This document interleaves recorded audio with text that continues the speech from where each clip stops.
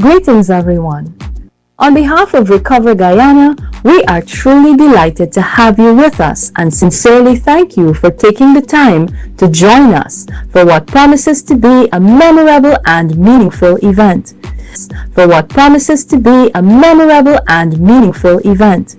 Before we officially begin, we would like to share a few important housekeeping and production guidelines to help ensure a smooth and enjoyable experience for all. Please note that we have an official photography and videography team capturing this event's special moments. We warmly encourage you to enjoy the experience while remaining comfortably seated during key program moments. If you do take photos, we kindly ask that flash photography be kept to a minimum out of courtesy to presenters and performers. In the unlikely event of an emergency, our team will guide you accordingly. Please take note of the nearest emergency exits and kindly exit in a calm and orderly manner if instructed. Washroom facilities are conveniently located just outside of the event space. We are also pleased to advise that this event's program journal is digitally accessible for your convenience. To access it, simply scan the QR codes located on both sides of the stage using your mobile device. This event promises to be filled with celebration, inspiration, entertainment, recognition, and fellowship. We thank you once again for being here. So sit back, relax, and enjoy the experience. Welcome, and let us begin this event together. My internship didn't just open a door, it lit something in me. From day one, I felt it. That spark. I was learning fast, moving with purpose, and finding my voice. We're new to the industry, but we came in bold, ambitious, and with unstoppable energy. We're building skills that make us stronger, more confident. And these first steps, they're the decisive moves that make all the big things possible. This is what it looks like to build women for the industry, empowered, equipped, and ready to level up. Careers don't start at the top. They're built. Build her from interns to industry.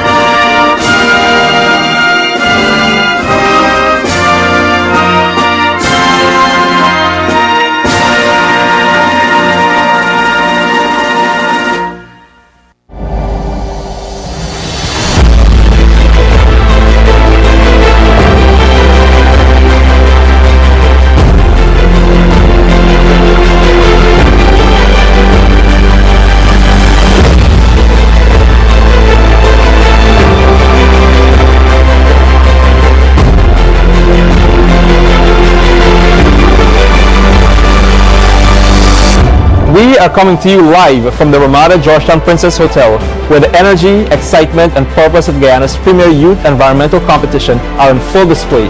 I am Dr. Umesh Balmakuni. And I am Mrs. Nadia Hussain, and it is our pleasure to welcome you to this special moment as we officially introduce the top 20 national finalists of SHOUT4Change. These outstanding young leaders are bringing bold ideas, innovative thinking, and a deep commitment to environmental sustainability. Today, they stand ready to use their voices not just to speak, but to drive real change within their schools and communities. Regan Griffith, shouting for a Bromswell Secondary School. Marcy Beachnard, shouting for Bladenhall Multilateral School. It's not shouting for Camille's Academy, Diamond Campus. Renata Vagonin, shouting for Camille's Academy, Suicide Campus. Gabriel Park, shouting for Charity Secondary School. Lassa Harris, shouting for Friendship Secondary School. Brandon Holder, shouting for Hope Secondary School. Jeanette Torres, shouting for Huru Secondary School. Trina Camacho, shouting for SHOUT4Change Secondary School. Rafael Jacobus, shouting for Legon Secondary. Angelica Timmerman, shouting for Luna Foundation Secondary School. Kimani Ely, shouting for Large Archer Secondary School. Ferdinand, shouting for Pleasant Secondary. Zoran Reynolds, shouting for President's College. Chukari Mohammed, shouting for Karim Academy. Afia Jabbar, shouting for School of the Nations. Randy Mango, shouting for Skill and Impact Secondary School. Emma Manuel, shouting for St. Joseph High School. Elijah Ryan Tosi, shouting for Strobel Secondary School. Bhumika Singh, shouting for Kabul Memorial Secondary School.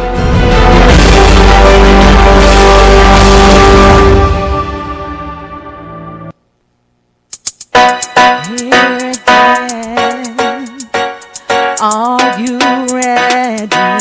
Are you ready? A fun activity. Believe your ability. Let's just shout. Ooh, shout it out loud. Having a voice to speak, a blessing indeed. Hear your victory. Let's just shout, ooh, shout it out loud. The stage is set, no time for rest. Give it your best. Let's just shout, shout.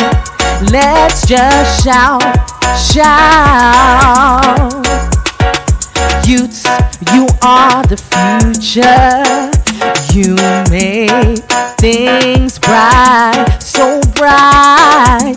Recover Guyana is your shining light. Let's just shout, ooh, shout it out loud. Having a voice to speak, a blessing indeed. Hear your victory. Let's just shout, ooh, shout it out loud. The stage is set, no time for rest. Give it your best. Let's just shout for the environment. Let's just shout for the youth. Let's just shout with Recover Guyana. Let's just shout with Recover Guyana. Let's just shout with Recover Guyana. Shout, shout.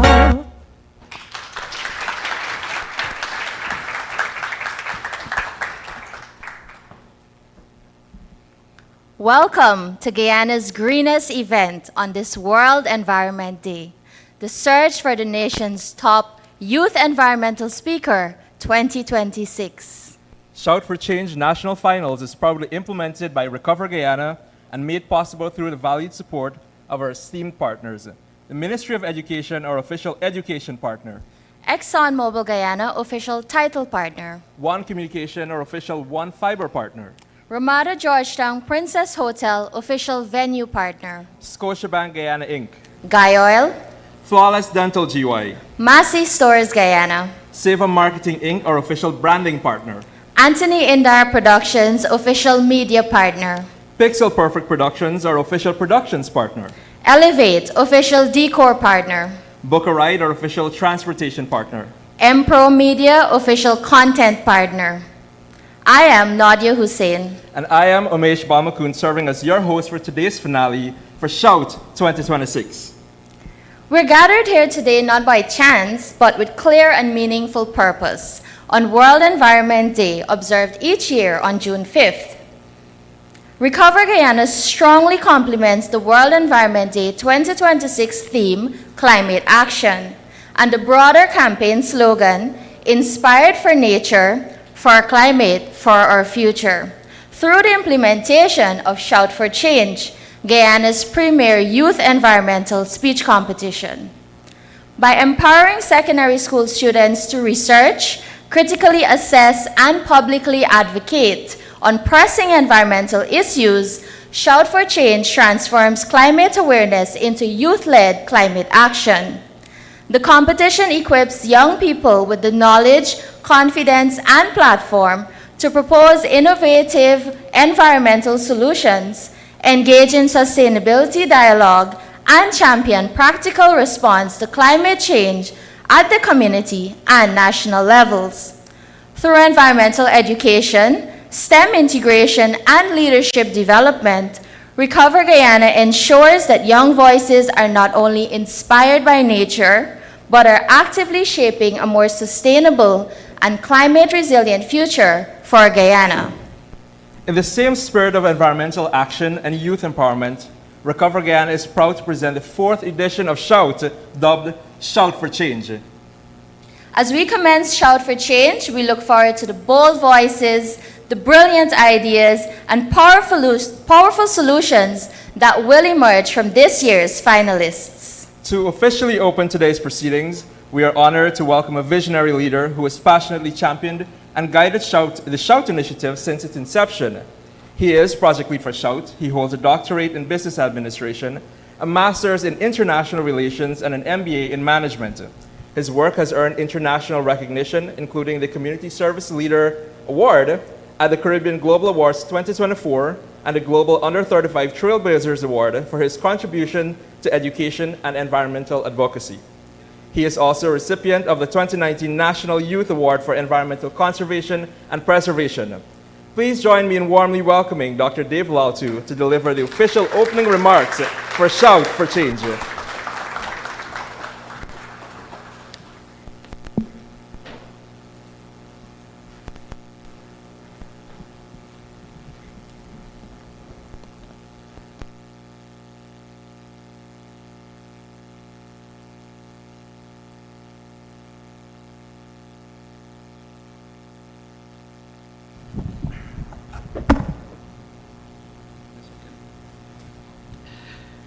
Representatives of the Ministry of Education, representative of ExxonMobil Guyana, members of the diplomatic community, representatives of the Greater Guyana Initiative, representative of Recover Guyana, Shout partners and stakeholders, members of the media, esteemed members of the selection panel, special invitees, teachers, our national finalists for Shout 2026, ladies and gentlemen, boys and girls, good morning. It is my absolute pleasure to welcome you to the 4th edition of Shout, the quest for Guyana's Youth Environmental Speaker 2026, Shout4Change. As we gather here this morning, we celebrate not only the voices of young people, but their ideas, their leadership, and their commitment to building a greener, healthier, and more sustainable country. 4 years ago, Shout began with a simple but powerful belief that young people in Guyana are not merely the leaders of tomorrow, but change makers of today. We believe that if students were given a platform, support, and opportunity, they would rise to speak boldly about the environmental challenges affecting their schools, communities, and country. What we have witnessed since have exceeded our every expectation. Through Shout, implemented in partnership with the Ministry of Education and supported by ExxonMobil Guyana, we have empowered young people from every administrative region and educational district to become environmental advocates, innovators, and change makers. To date, 110 national finalists representing both public and private schools across Guyana have competed for this prestigious title of Guyana's Youth Environmental Speaker on this very stage. Creating a truly national platform for youth leadership, environmental awareness, and sustainable action. But what makes Shout truly special is that it has never simply been about speeches. Shout is about impact. Shout is about action. Shout is about taking ideas off the stage and transforming them into measurable solutions that improve schools, communities, and lives. Most recently, our Shout 2025 winner, Anushka Singh, transformed her vision into action through her project, Cycle Smart, launched at Queen's College. Anushka introduced a structured waste segregation and recycling model centered on the principles of the 3 R's: reduce, reuse, and recycle. Her initiative featured color-coded waste bins designed to separate paper, plastic, metal, and general waste, promoting environmental responsibility and pride among students. Importantly, the project aligns seamlessly with the government of Guyana's vision for sustainable waste management. Today, at just 16 years old, Anushka sparked a culture of change within a school community of more than 1,000 daily occupants. Her story reminds us that SHOUT is not merely a competition, it is a national platform where ideas become action and youth voices become lasting environmental solutions. This year marks one of the most exciting and transformative moments of SHOUT's history through the deliberate integration of STEM, science, technology, engineering, and mathematics. Environmental challenges today require far more than awareness that they demand research, innovation, critical thinking, and practical solutions. As our expectations grew, so too did our investment in our national finalists. This year, students participated in one of SHOUT's most extensive capacity building programs, engaging in both virtual and in-person sessions focused on environmental literacy, STEM integration, public speaking, confidence, leadership, and sustainability. Through interactions with experts, industry representatives, and environmental practitioners, students gain practical insight into the real environment challenges and opportunities facing Guyana. As SHOUT continues to grow, so too does the strength of the partnerships behind it. I extend sincere appreciation to the Ministry of Education for its continued commitment to youth development and environmental education, and to ExxonMobil Guyana for believing in youth voices, innovation, and sustainability leadership. As an implementing partner with ExxonMobil Guyana, it is also important to acknowledge what meaningful corporate social responsibility truly looks like. Beyond sponsorship, we have experienced genuine partnership, one rooted in capacity building, mentorship, technical engagement, and creating opportunities that strengthen this very platform.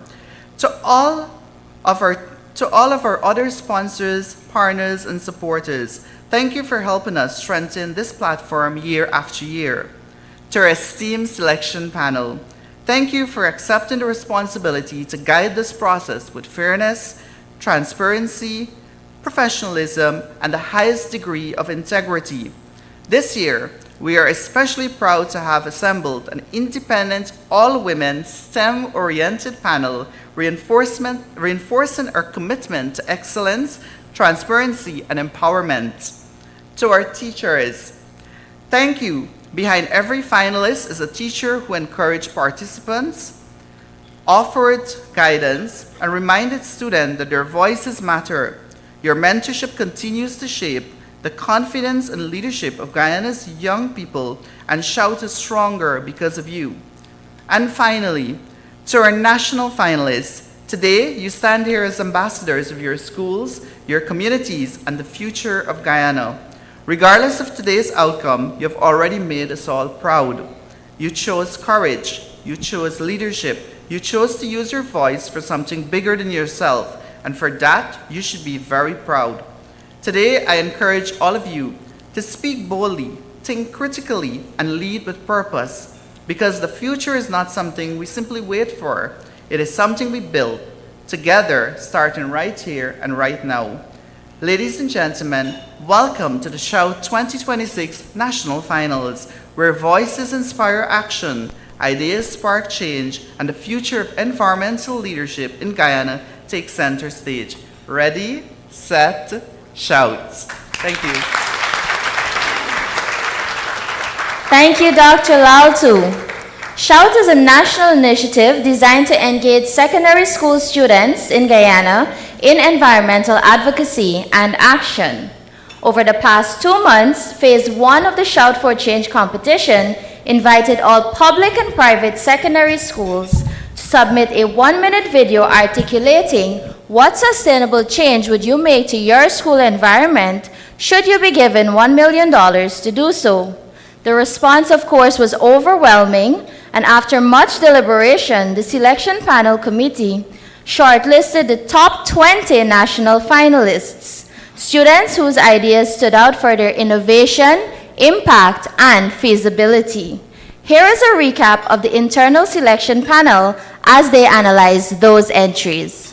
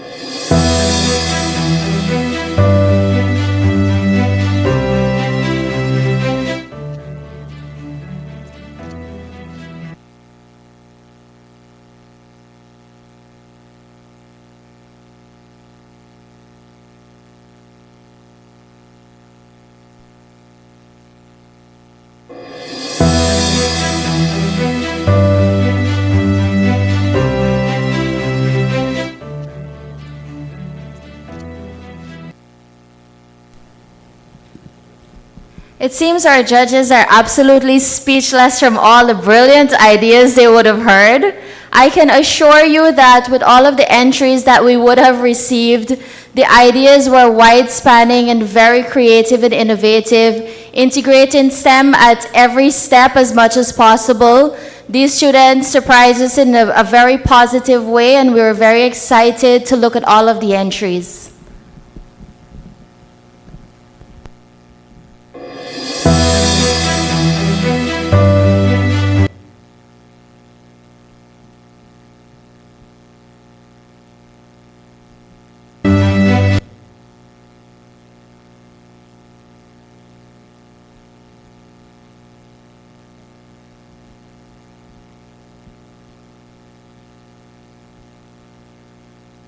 I know you guys are as excited as we are, but we're having some technical difficulties. If you could bear with us a few minutes.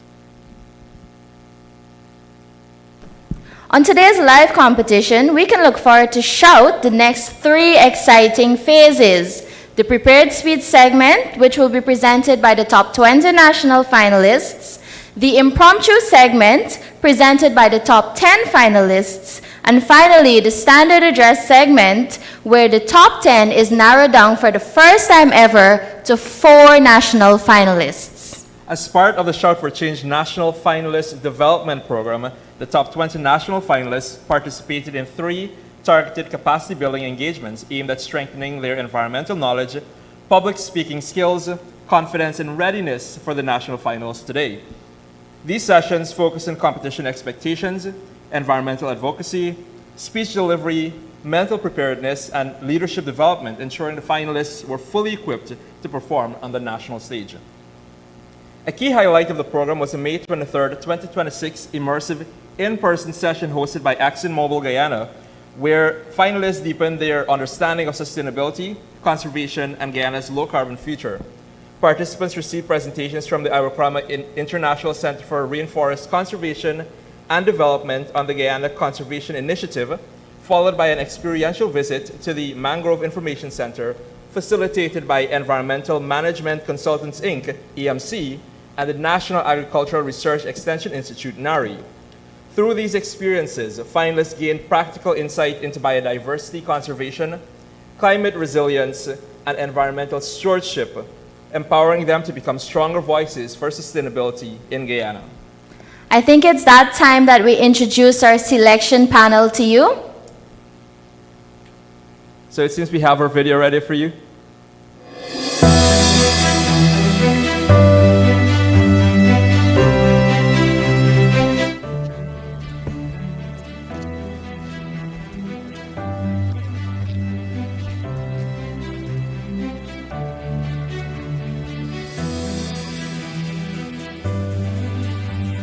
All right, our judges seem to be all speechless.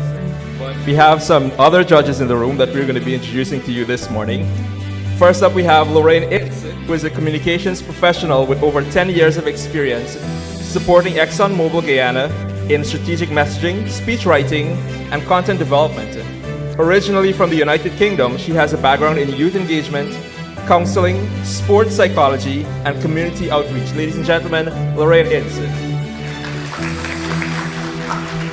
Brianna Wilson is a technical officer 2 at the Guyana National Bureau of Standards with expertise in environmental health, food safety, and quality management systems. Brianna Wilson. Alicia Coolen is the operations manager at STEM Guyana, overseeing STEM education programs for youths across Guyana. Her work includes coordinating learning pods, STEM clubs, partnerships, and initiatives in robotics, coding, AI, and digital literacy. Alicia Coolen. Avia Marie Lindy is a digital transformation leader with over 30 years of executive experience driving innovation across industries. As founder and CEO of Evolve Business Solutions, Inc., she provides strategic consulting, AI-powered solutions, and professional training. Ms. Avia Marie Lindy. Jonelle Prince is an educator and environmentalist with over a decade of classroom experience. She holds qualifications in environmental studies and science education from the University of Guyana. Jonelle Prince. Diane Downer is an environmental and regulatory advisor at ExxonMobil Guyana, supporting offshore production operations and regulatory compliance. She holds a master's degree in environmental management and brings nearly a decade of experience in forest monitoring and export compliance. Diane Downer. Kadesi Morian is an operations manager at a major transportation logistics company with nearly 2 decades of experience. She holds a master's degree in international transportation, trade and logistics, and a bachelor's degree in tourism studies. Today, she is our official chief judge. Ladies and gentlemen, Kadesi Morian. Srimala Churaman is a finance professional with memberships in the Association of Chartered Certified Accountants, the American Academy of Project Management, and the Institute of Chartered Accountants of Guyana. She has over 20 years of experience in audit and accounting. Our Chief Auditor, Srimala Churaman. Monisha Kench is a business manager, accountant, business owner, youth leader, and project coordinator with expertise in finance and organizational development. Her professional background includes financial management, strategic planning, and operational coordination across multiple sectors. Our official timekeeper today, Monisha Kench. And there you have the esteemed members of the panel. Did you all notice anything unique about our panel this year? An all-female, all-star STEM or STEM-related women. Thank you so much for joining us today as our selection panel. As we head into the prepared speech segment, each participant, called in alphabetical order by school, is given 90 seconds to present a question previously posed to them. It must be noted that every question posed has an element that is STEM-related. The selection panel is scoring for opening, confidence, engagement, knowledge, time, and conclusion. Before we begin, our official timekeeper will provide a sample of what the bell sounds like. Single ring, time to begin speaking. Second ring, 15 seconds remaining.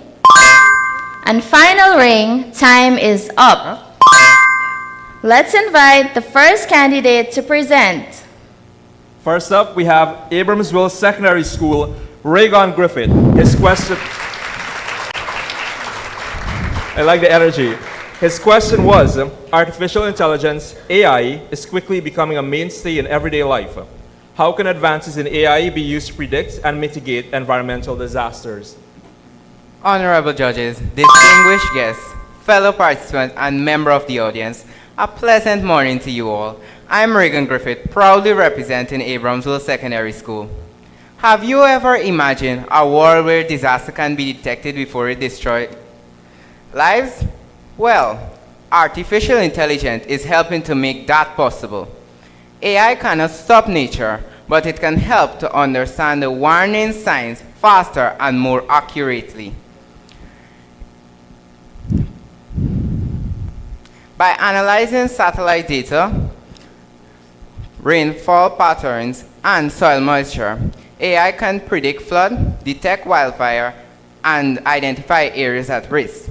This can give families time to evacuate and emergency workers time to respond before tragedy strikes. Here in Guyana, AI can support better planning, quicker warning, and guide reforestation to restore ecosystem.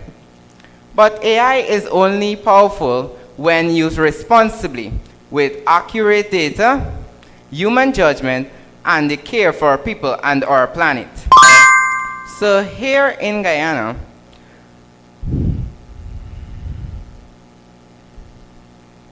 so today, let us not wait for a disaster to teach us a lesson. Let us use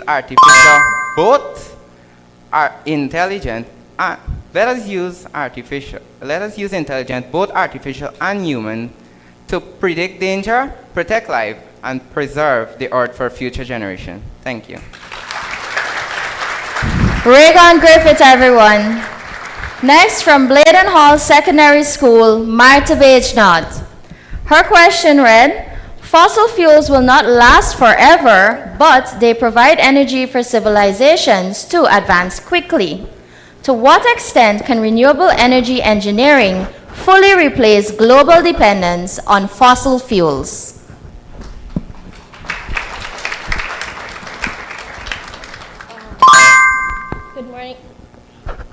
Good morning, everyone. I am Martha Bejnot, representing Bladen Hall Multilateral School. My mic is not working. It's working? I am representing Bladen Hall Multilateral School. Today, I will be addressing the topic, fossil fuels will not last forever, but they provide energy for civilizations to advance quickly. Is this coming out of my phone? Sorry, do I have to restart?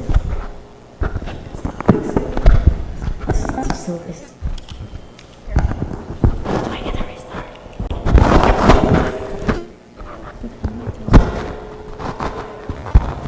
Timekeeper, we're going to restart from Martha. This isn't working.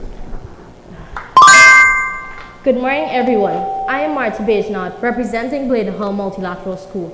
Today, I will be addressing the topic, fossil fuels will not last forever, but they provide energy for civilization to advance quickly. To what extent can renewable energy engineering fully replace global dependence on fossil fuels?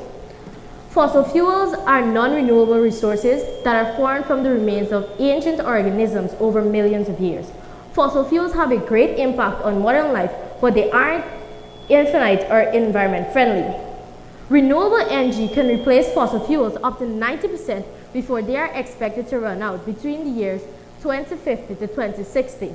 For example, solar, hydro, and wind. These energy sources are much cleaner and sustainable. However, they are weather dependent and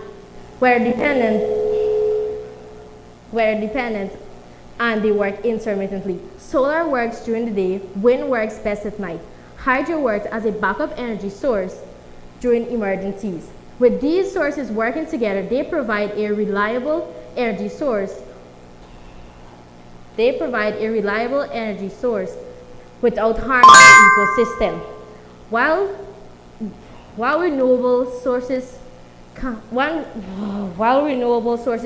can replace fossil fuels, continuous innovation in storage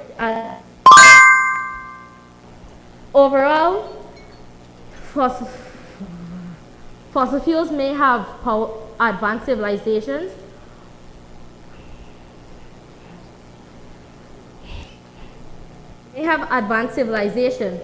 but renewable energy has the power to transform, offering a cleaner and sustainable path forward.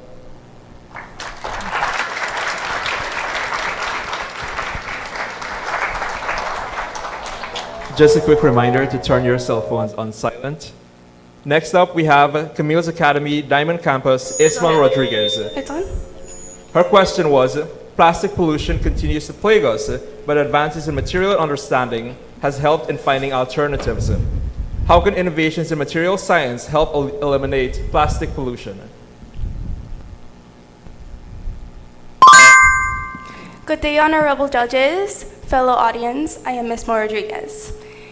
Every single day, plastic items are discarded here in Guyana. They clog our drains and litter our beautiful coastlines. And they slowly break down into microplastics. Microplastics are very dangerous. They go into our soil, water, and the fish we eat.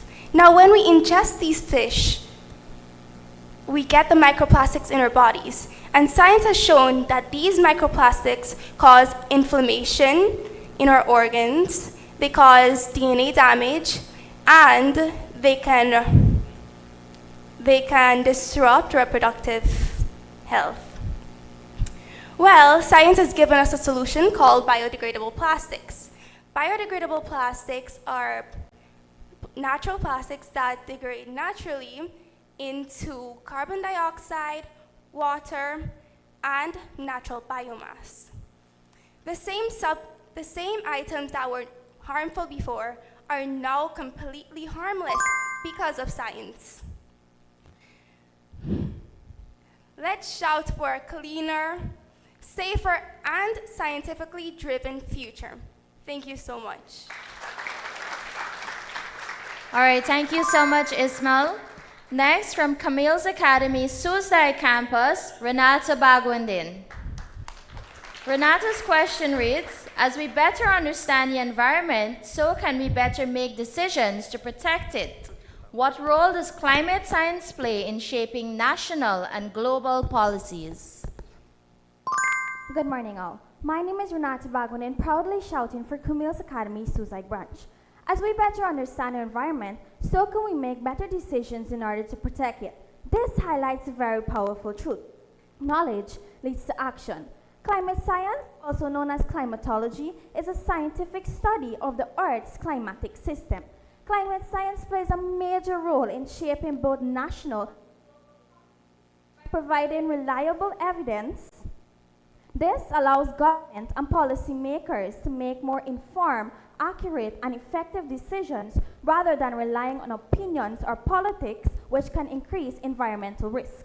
In Guyana, climate science has already influenced key national initiatives such as the Low Carbon Development Strategy. This strategy uses clean energy investment, sustainable infrastructure, biodiversity conservation, and community development to create economic growth while still maintaining environmental integrity. This has so far aided in the maintenance of sea defenses, proper improvement of drainage and irrigation system, and safer housing and infrastructure planning. Don't you agree that these measures are especially critical in a low-lying country like Guyana? In conclusion, climate science is not just background knowledge, it is a driving force behind the decisions made by government and policymakers. Without it, environmental policies will just be some guesswork. With it, decisions are guided by evidence, risk assessment, and long-term planning for a better environment. Let us use knowledge not only to understand our world, but to protect it. Thank you.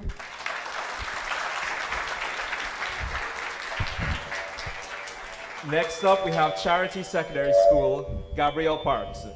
Her question was, trees are examples of natural carbon sinks, but humans have begun developing means to take carbon from the air to help to reduce its contribution to the greenhouse effect. Do you think that these carbon capture and storage technologies can effectively mitigate climate change? Good morning, respective judges, teachers, and fellow students. My name is Gabrielle Parks from Charity Secondary School.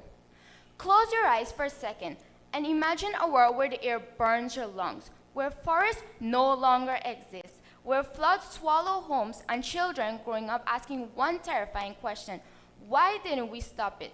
The future is closer than we think. Every day, humans release an enormous amount of carbon dioxide into the atmosphere through pollution, factories, and vehicles. That carbon traps heat around the earth, slowly destroying the only home we have.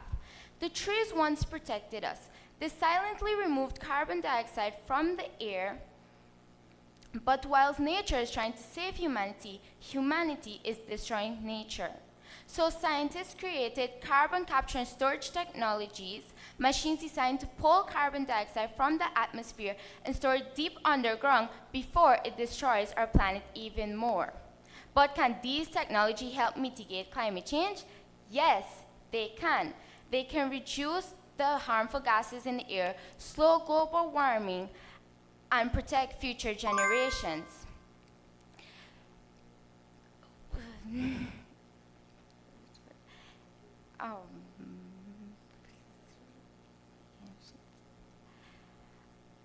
But because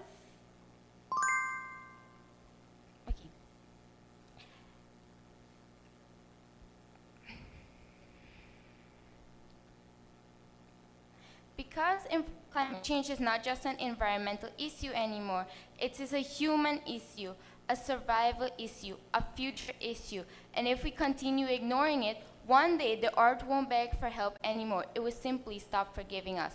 Thank you. Thank you so much, Gabrielle. From Friendship Secondary School, Hadassah Harris. Information is key to planning. How can data science improve environmental monitoring and decision making? Good morning, everyone. My name is Hadassah Harris, representing Friendship Secondary School. My question is, how can data science improve environmental monitoring and decision making? Data science is the process of collecting, organizing, and analyzing data to solve problems and support smart decision making. It plays a major role in environmental monitoring by helping scientists track pollution, climate change, weather patterns, and natural disasters in real time. In the University of Guyana, the GCAS system was developed to strengthen environmental and climate monitoring across Guyana. Advanced science tools such as satellites, sensors, drones, and computer models collect and analyze information quickly and accurately. Using predictive technology, experts can detect risks such as floods or droughts before they happen. This allows governments and organizations to respond faster, protect lives and natural resources, and make stronger environmental decisions. Moment of fun fact. Did you know that a couple days ago there was an earthquake? Yes, and with the help of predictive technology, individuals were not scared, they were aware of the disaster before it happened. So in conclusion, data science and advanced technology make environmental monitoring more accurate, efficient, and reliable for a safer and far more sustainable future. Thank you.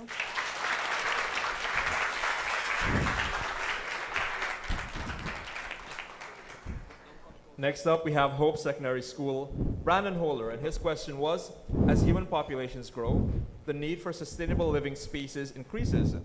What are the most effective engineering solutions for sustainable urban development?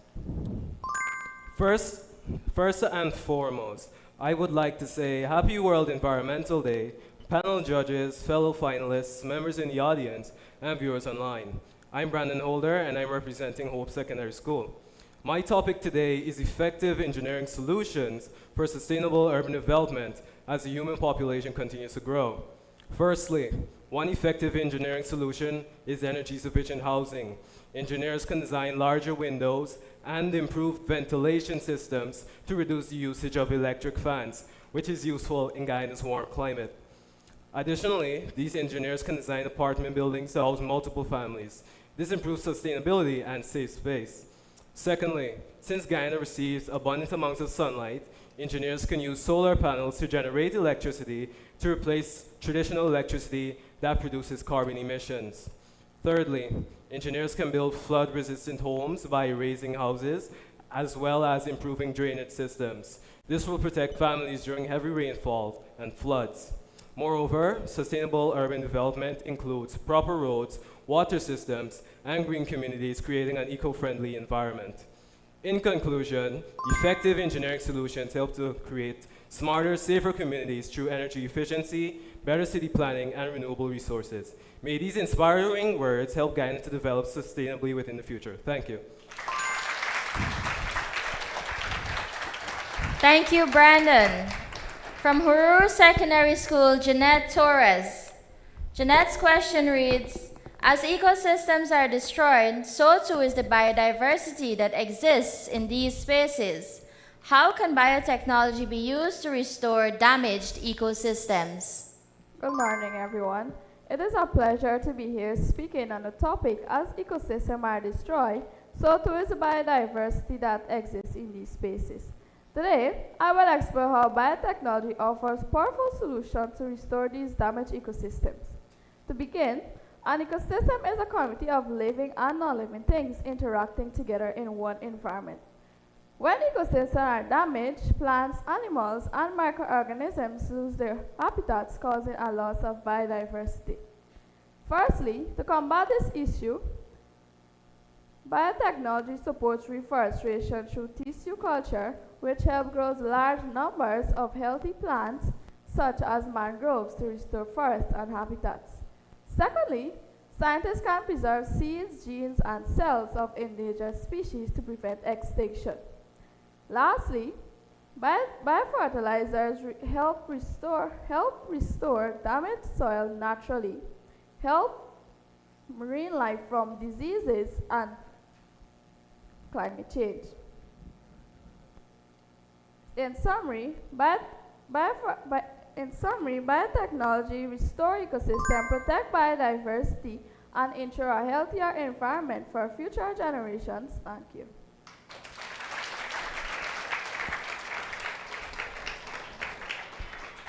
Next up, we have JC Chandasing Secondary School, Jolina Camacho. And her question was, renewable energy often requires large-scale infrastructure, such as solar farms and hydropower systems. What are the environmental trade-offs of large-scale renewable energy infrastructure? Erudite judges, distinguished policymakers, respected teachers, fellow students, and those joining us live, good day. My name is Jolina Camacho of JC Chandasing Secondary School, and I'm here to address the pressing question: what are the environmental trade-offs of large-scale renewable energy infrastructure? In Guyana, we say one Dotty Bill Dam, because progress and protection are built through collective sacrifice and responsibility. Through STEM, nations have rapidly expanded solar farms, hydropower systems, and wind facilities to combat climate change. However, while these renewable systems reduce carbon emission, they also create environmental trade-offs. Large-scale solar farms require extensive land conversion, which may disrupt biodiversity and natural habitats, while hydropower systems can alter river ecosystems and aquatic life. On the other hand, the greater environmental danger remains fossil fuel dependency. The United Nations Environment Program confirms that fossil fuel of global greenhouse gas emissions, while the World Health Organization reported in 2024 that air pollution contributes to approximately 6.7 million premature deaths annually. In Guyana, our LCDS 2030 demonstrate that environmental stewardship and national development can coexist while advancing Sustainable Development Goal 7, Clean Energy, SDG 9, Industry and Innovation, and SDG 13, Climate Action. To conclude, renewable infrastructure may temporarily alter our landscapes, but climate change threatens to permanently destroy them. Therefore, let us rise with innovation, courage, and accountability so that our generation is remembered for making a difference. I thank you. Thank you, Jolina. Our 10th national finalist from Leg 1 Secondary School, Rafael Jacobis. Potable drinking water remains an issue for many populations around the world.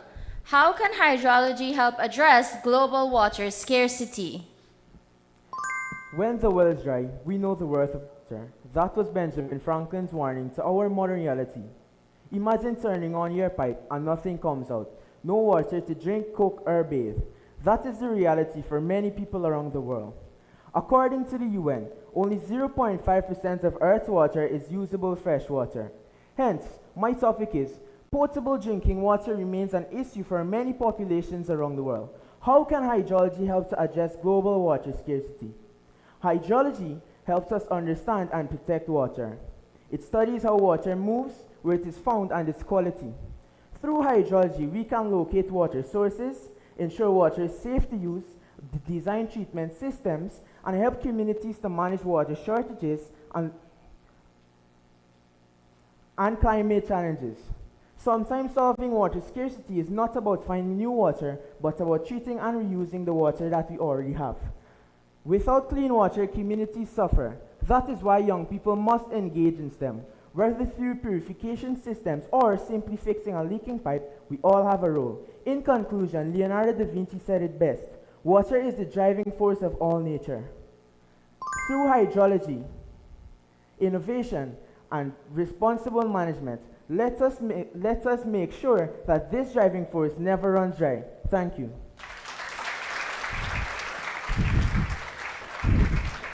Next up, we have Linden Foundation Secondary School, Angelica Timmerman. Her question was, the choice between being reactive or proactive as it pertains to the environment can be difficult, especially since both methods have direct and immediate implications. In your opinion, should scientific innovation prioritize reactive climate mitigation or proactive climate adaptation strategies? Greetings all.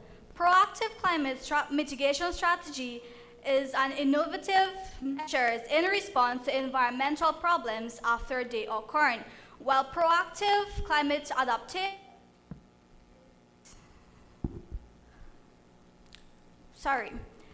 is innovations.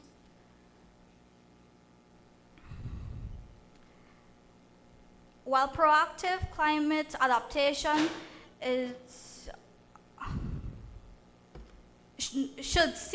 would see scientific innovations in preparation in advance. In my opinion, scientific innovation should prioritize proactive climate adaptation at the same time supporting reactive climate mitigations efforts. Proactive innovation should eliminate the probability of environmental degradation and confronts environmental issue with a preventative approach in saving lives, reducing economic loss, and most importantly, promoting sustainability. LFSS school farm manure producer from disposable food boxes and waste paper products are excellent examples of proactive innovations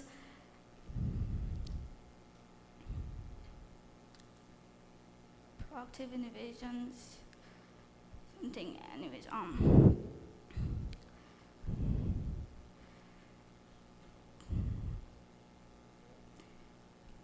innovations of climate innovations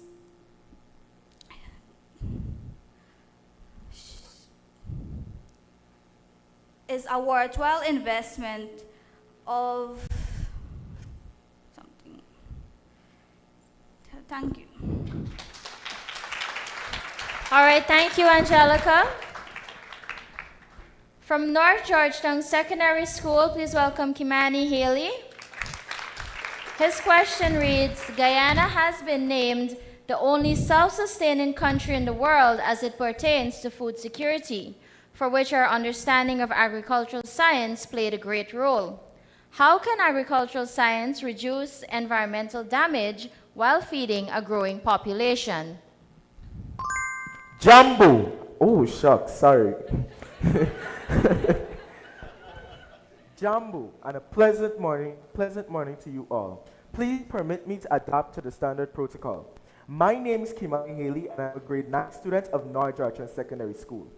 What if I told you that one small country on the northern coast of South America is showing the world how to feed its people while protecting the environment?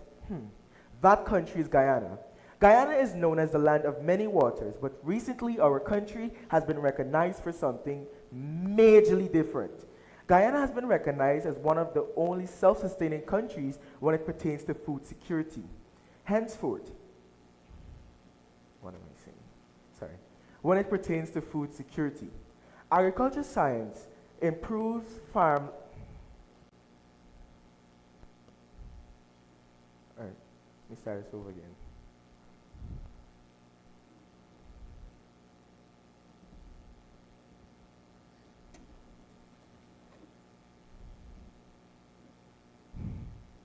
Agriculture science improves farming.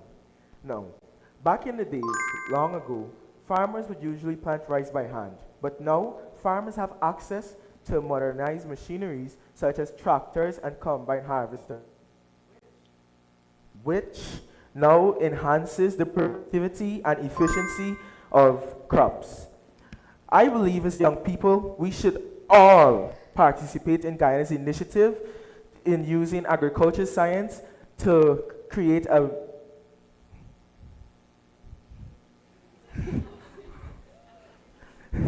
I believe we all should use agriculture science to create a better Guyana. Thank you.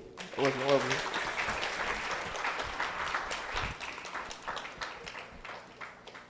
All right, thank you so much, Kimani. Next, we have Pleasant Secondary School, Precus Ferdinand, and her question was, like mathematics, nature follows a recurring and predictable pattern. What role can mathematical models play in predicting climate change outcomes? Hello everyone, my name is Precus Ferdinand and I'm a student of Pleasant Secondary. Distinguished judges, respected teachers, guests, and fellow finalists, good morning. For Guyana, climate change is a daily threat to our low-lying coast. The prompt asks, how does mathematical models predict climate change outcomes? Math changes the chaotic forces of nature into exact data, giving us a blueprint to defend our country. First, math models analyze extreme rainfall, calculating wind patterns and atmospheric data. These computer models measure the exact amount of These computer models predict to precise the volume of water heading for our coast.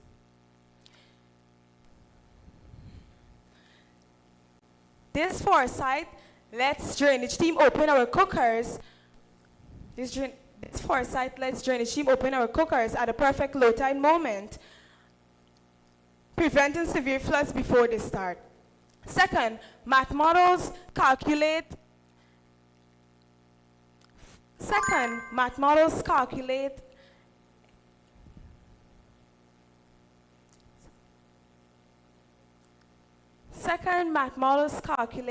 extreme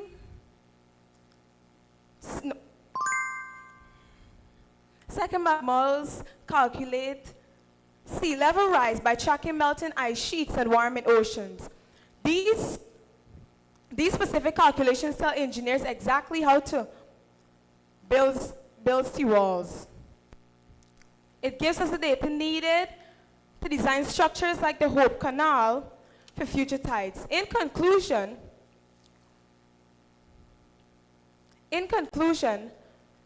through STEM, math replaces guesswork with foresight. It is the sharpest tool to protect Guyana. Thank you. Thank you, Precus. From President's College, please welcome Orlando Reynolds. Orlando's question reads, oceans are the largest carbon sinks on Earth. How can oceanography help combat ocean pollution and biodiversity loss? Good morning, esteemed audience, judges. My name is Orlando Reynolds, representing President's College. And today, I will explain how oceanography can help combat ocean pollution and protect marine biodiversity. Oceanography is the study of the ocean and everything in it. But did you know that the only ocean bordering Guyana is the Atlantic Ocean? It is our only lifeline. And if we don't act now to protect it, we risk losing the very heart of our environment. To protect this vast resource, oceanographers model currents and winds to map exactly where pollution travels. This science allows us to intercept garbage patches and oil spills with surgical precision before they reach our shores. This same understanding of water movement powers local solutions such as sea bins, which skims microplastics and oils from our harbors. But we aren't just cleaning the water, we're protecting the life within it. By using environmental DNA, we can now identify entire marine communities from a single water sample. monitoring biodiversity without disturbing a single creature. By restoring blue carbon sinks such as mangroves and seagrasses, we can now absorb carbon 10 times more effectively than land forests. By studying currents, monitoring biodiversity, using innovations such as sea bins, and restoring blue carbon sinks, oceanographers provide us with essential tools to save our seas. Through oceanography, we aren't just watching the Atlantic change. We're actively fighting to keep to life. Thank you.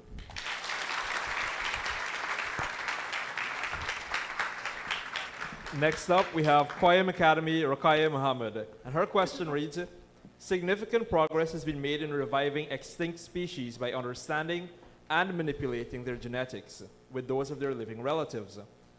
What are the ethical implications of using genetic engineering to prevent species extinction? A pleasant good morning to everyone. My name is Rakaya Muhammad, and today I will briefly outline 2 ethical implications of using genetic engineering to prevent species extinction. Firstly, what is genetic engineering? Genetic engineering is a process of altering an organism's DNA to introduce, remove, or modify specific traits. This technology offers a new way to fight against extinction, as seen in current research, which explores the possibility of introducing mammoth-like traits into Asian elephants to help them better survive the cold. However, despite the potential benefits, genetic engineering also raises significant ethical concerns. One of the major ethical concerns is animal welfare.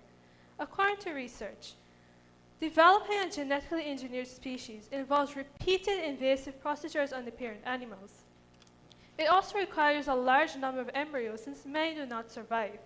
Moreover, of the modified animals that do survive, some may suffer from developmental abnormalities. Another important issue is the extent of human intervention in nature. Genetic engineering goes beyond conservation. Instead of protecting species as they are, it changes their genetic identity. This raises the question of whether preventing a species from going extinct requires disrupting natural evolution and whether humans should have the right to do so. In conclusion, genetic engineering may offer a solution to extinction. However, it raises concerns about animal welfare and human intervention in nature. Thank you. Thank you, Rukaya. From School of the Nations, Afia Jabbar. Her question is, waste management remains a major challenge in densely populated cities.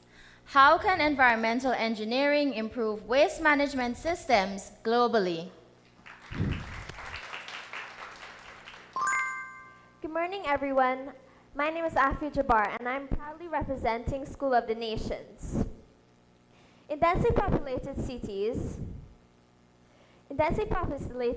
waste does not just disappear. It builds up and silently harms everything around us. Today, I'll be speaking about how environmental engineering can improve waste management systems globally. In crowded cities, every day, in crowded cities,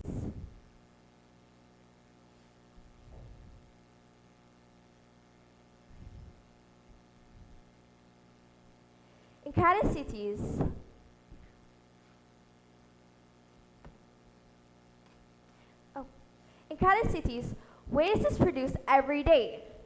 And when it's not properly managed, it creates serious environmental problems. For example, many marine animals mistake plastic for food and slowly starve. On land, waste in landfills create a harmful liquid called leachate, which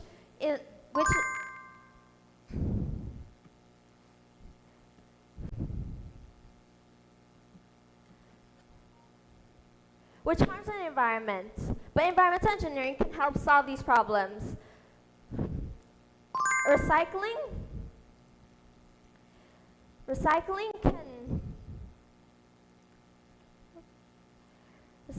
can reduce.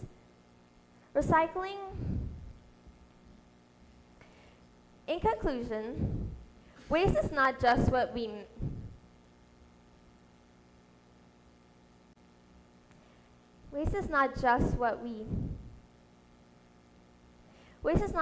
throw away. It is what our systems fail to manage. And through environmental engineering, we can help solve this problem and create a more sustainable future. Thank you.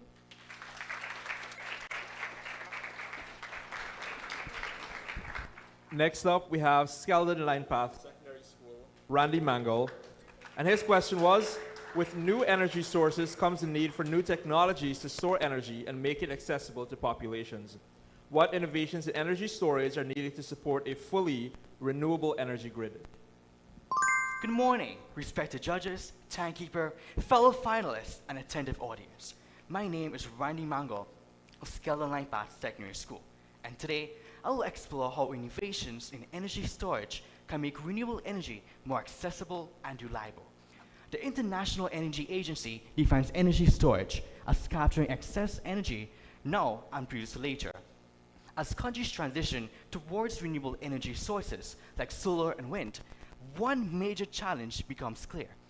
These sources are intermittent, meaning they do not produce electricity continuously. The sun sets, the wind slows down, yet energy demand continues. To solve these challenges, advanced battery systems like lithium ions and solid-state batteries can power homes and communities. In Guyana, microgrids can store energy independently, while pumped hydro storage uses water to support grid stability.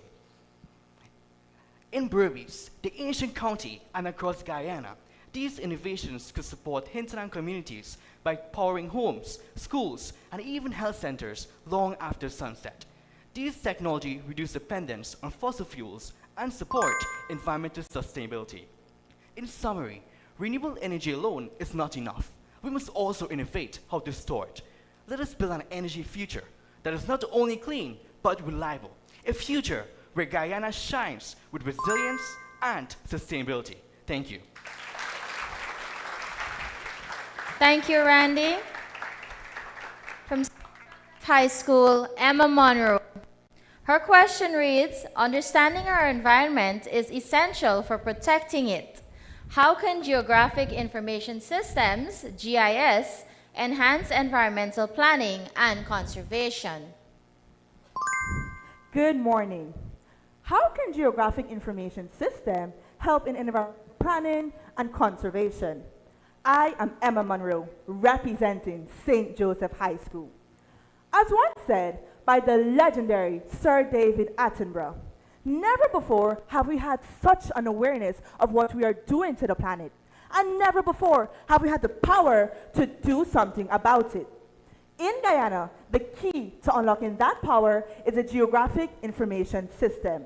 Simply put, GIS is a computer-based tool that collects, analyzes, and displays information tied to specific locations on Earth to help us make better environmental decisions. By looking at our country through these digital data layers, we can actively protect our environments rather than just reacting to disasters. For example, by using satellite imagery to map and monitor mangrove density, conservationists can pinpoint exactly where the canopy is degrading and target those specific areas to replant to prevent coastal erosion. Similarly, mapping flood risk along our low-lying coast can help us conserve and build better drainage systems. Ultimately, GIS does more than map our beautiful environment. GIS does more than map our beautiful environment. It defends very ecosystems that sustain our survival, ensuring that the next generation inherits a protected, thriving, and mapped Guyana. Thank you. All right, thank you, Emma. Next up, we have Stewartville Secondary, Elijah Ryan Tulsi. And his question was, technological advancements create new opportunities, but also new challenges. What are the scientific challenges in transitioning to a circular economy? Esteemed judges, fellow audience, and participants, good morning. My name is Elijah Ryan Tulsi, representing Stewartville Secondary School. My question is, technological advancements create new opportunities, but also new challenges. What are the scientific challenges in transitioning into a circular economy? According to the UNDP, a circular economy aims to minimize waste, regenerate nature, and keep materials in use longer. This contrasts with our current linear economy, which simply extracts, uses, and discards. While technology helps us design this transition, it presents severe scientific challenges. Firstly, there is the thermodynamic limit to recycling. Materials like plastics and paper degrade in quality with each processing, meaning they cannot be recycled indefinitely. Secondly, modern products are chemically complex. Bonding polymers, metals, and toxins together makes separating them at a molecular level an incredibly difficult chemical puzzle. Finally, breaking these materials down safely requires massive amounts of energy, which currently relies on fossil fuels. This threatens to create more pollution than we save. In conclusion, transitioning to a circular economy is not just a policy change, it is a material science revolution. Until science can overcome the degradation of recycled matter and create truly infinite life cycles, our technology will remain bound to limitations. Thank you. Thank you, Elijah. Our final top 20 finalists for today from Tagore Memorial Secondary School, Bhumika Singh. Global warming has led to climate change around the world. Climate matters are interlinked and can be explained by our understanding of our atmosphere. How can atmospheric science improve our understanding of extreme weather events? Good morning, everyone. Distinguished guests, selection panel, teachers, students, and fellow environmental advocates. I am Bhumika Singh from Tagore Memorial Secondary School. So how is it that atmospheric science can help us better understand extreme weather events?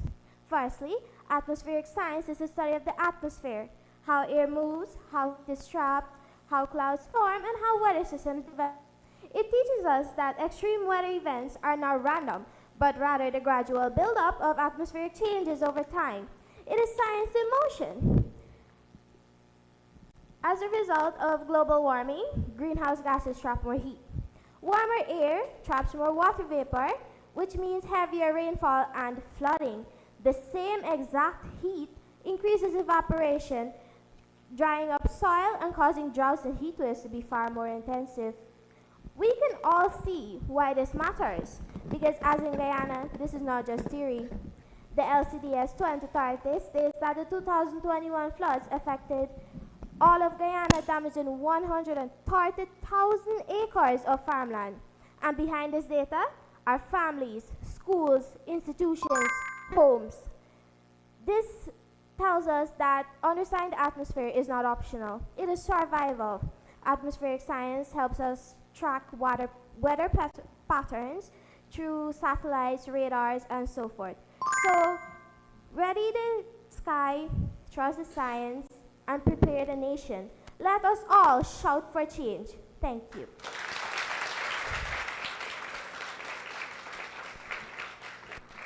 All right, thank you, Bhumika. And please put your hands together once more for our top 20 national finalists. As we await the announcement of the top 10 national finalists for Shout4Change, we have an amazing performance lined up for you.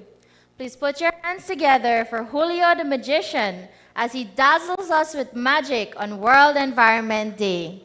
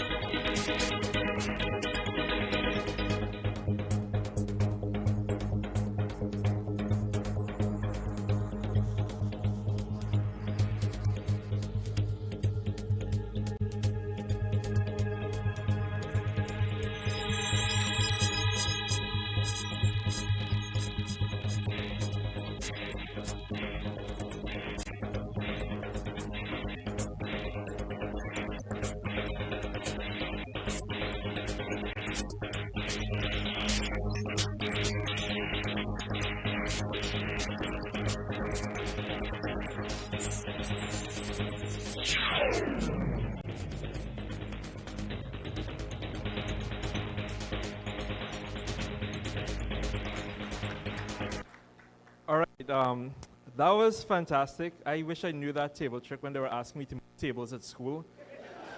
You guys know what I'm talking about, eh? But another round of applause for Julio, everybody. So Julio is bringing us more magic during Magic on Earth, the annual fundraising gala and stakeholder appreciation dinner. Thank you to our patrons. In 2025, Anushka Singh of Queen's College was selected as the National Youth Environmental Speaker for SHOUT 3.0. She went on to implement her Cycle Smart project at her school. Unfortunately, due to CSEC examinations, Anushka is unable to be here today, but her impact persists. Here's a video highlighting her project.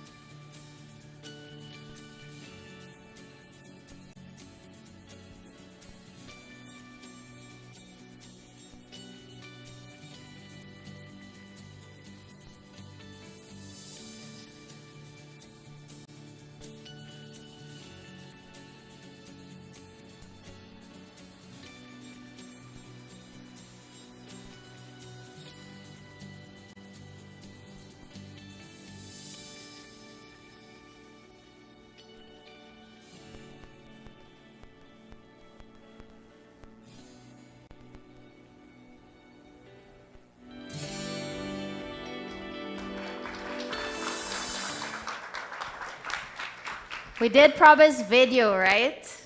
Do you know what time it is? It's time for the announcement of the national top 10. After all 10 names are, yes, already. After all 10 names are announced, they will then be called one at a time. Upon hearing their name, the participant will head on stage, select a question from the jar provided, and hand it to the host, who will read out the question twice. Each participant is allowed 30 seconds to compose their thoughts and 60 seconds to respond. The criteria for the impromptu speech is as follows: opening, confidence, engagement, knowledge, time, and conclusion. Please be reminded the timekeeper will indicate as follows. First ring, 30 seconds to compose your thoughts. Second ring, time to begin speaking. Third ring, 15 seconds remaining. And the final ring, time is up. I'll ask the Chief Auditor, Ms. Sribala Churman, to submit the results for the top 10.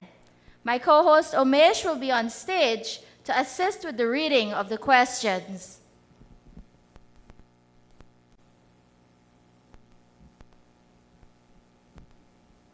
A round of applause for our top 20 national finalists.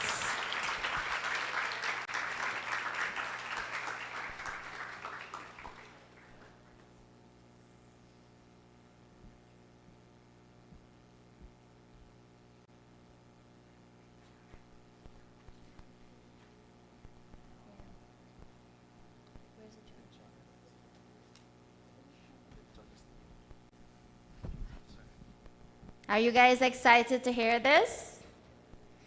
I won't ask your predictions though. Let's just get right into it.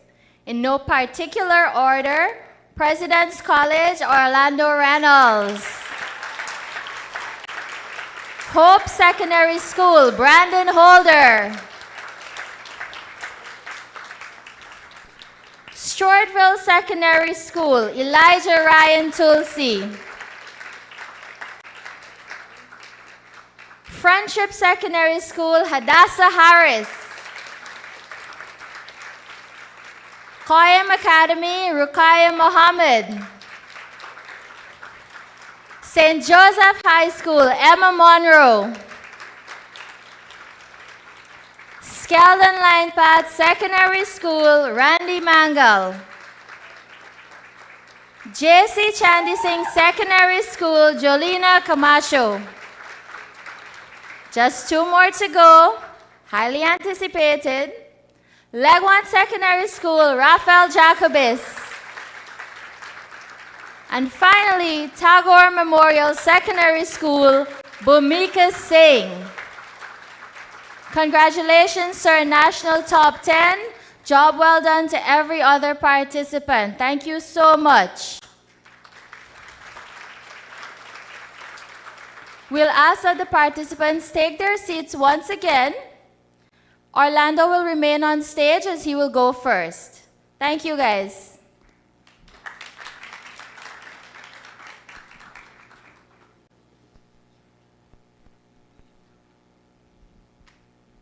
We've just received the questions from our Chief Judge.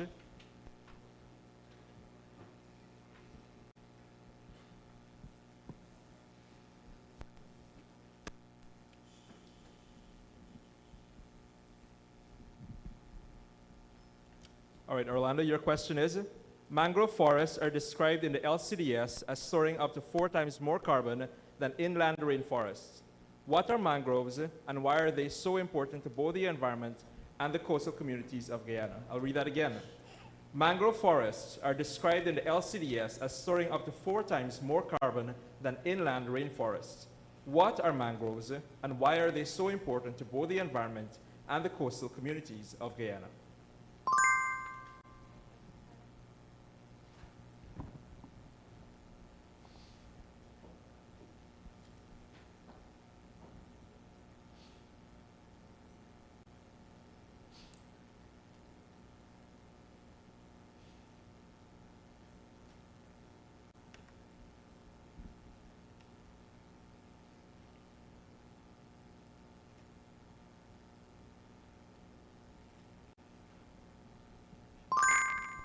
Good afternoon, everyone.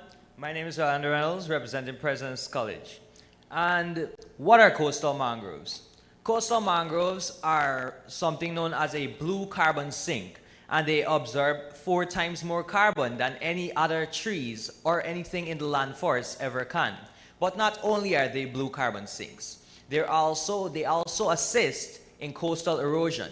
The roots of mangrove trees are very strong, but they're also very fibrous, which tends to hold the soil together better.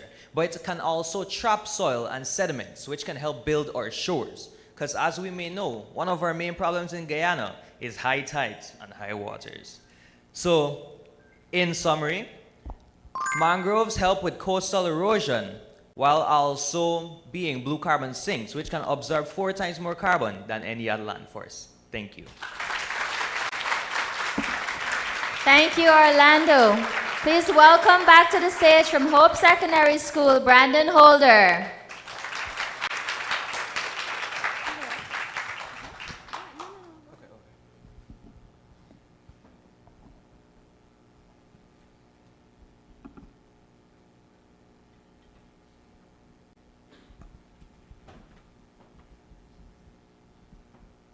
All right, Brandon, your question is, the LCDS 2030 mentions that Guyana is one of only 4 countries in the world verified to have high forest, low deforestation, or HFLD status.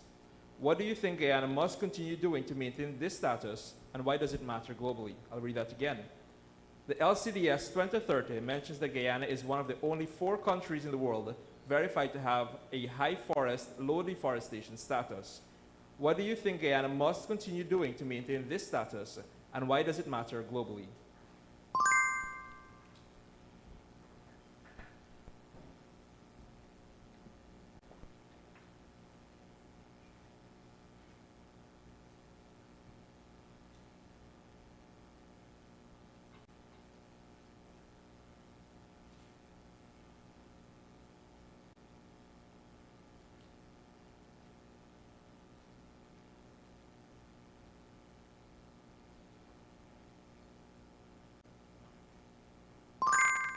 Good morning to our esteemed judges, fellow finalists, members in the audience, and viewers online. I'm Brandon Holder, a representative of Hope Secondary School. I believe that in order for Guyana to keep the standard of Guyana being a high forest, low deforestation country, we must utilize the low carbon development strategy and STEM. I hold this belief because the low carbon development strategy earns us revenue from carbon credits, which are tradable permit license for every metric ton of carbon which is prevented from being released into the atmosphere or avoided in use. As we all know, STEM is categorized in 4 main components. That is science, technology, engineering, and mathematics. Science gives us background data on the environment. Technology offers practical solutions. Engineering helps to improve infrastructure, and mathematics gives us analytical data. In conclusion, in order for Guyana to keep its status as a high forest, low deforestation country, we must utilize the low carbon development strategy and STEM. Thank you. Thank you so much, Brandon. Stewartville Secondary School, Elijah Ryan Tulsi.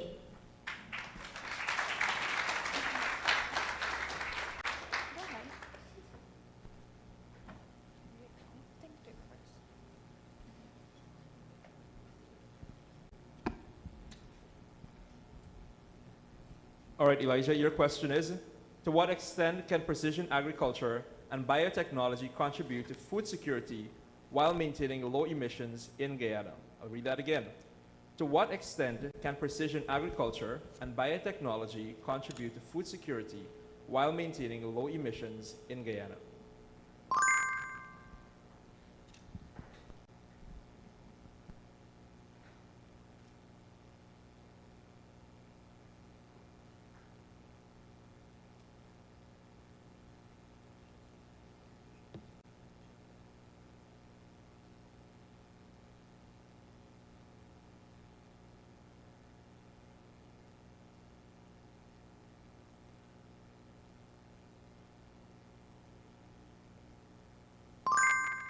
Good morning once again, everyone. I believe that all of these things can contribute to biodiversity and low carbon emissions by sustaining the forests,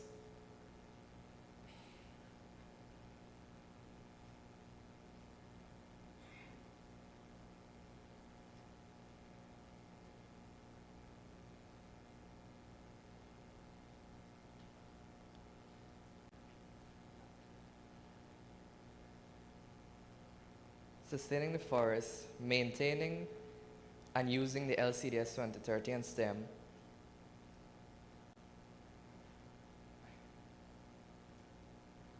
educating others about the uses,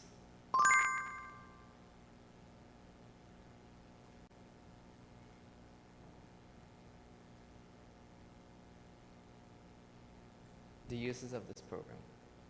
Thank you. Thank you, Elijah. Now, we can all see that speaking spontaneously, it's not the easiest thing to do. So I'd like to remind the audience to pay keen attention, give the participants your full attention, please. Our next participant from Friendship Secondary, Hadassah Harris.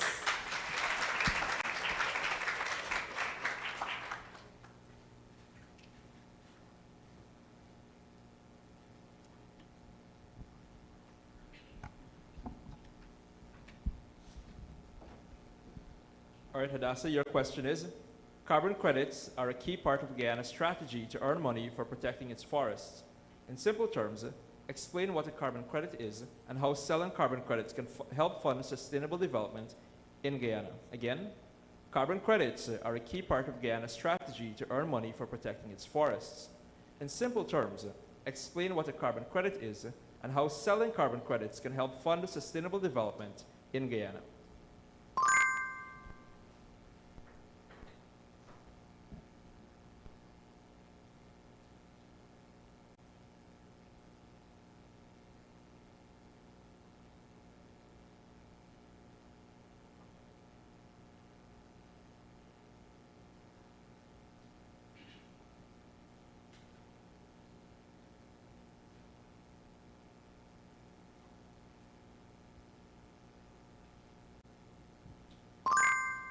Good morning once again. My name is Hadassah Harris, representing Friendship Secondary School. And my question is, what is carbon credits and how can we use carbon credits for a sustainable environment?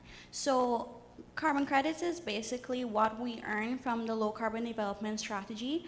And I believe that we could use the carbon credits to help indigenous communities by helping with their transportation and also sanitary facilities as well. It could also be used to invest in renewable sources like hydropowered machinery, solar, and also water sources as well. So in conclusion, we could use carbon credits to invest in a sustainable environment. Thank you. Thank you, Hadassah. Our fifth top 10 finalist from Qayyam Academy, Ruqayya Muhammad.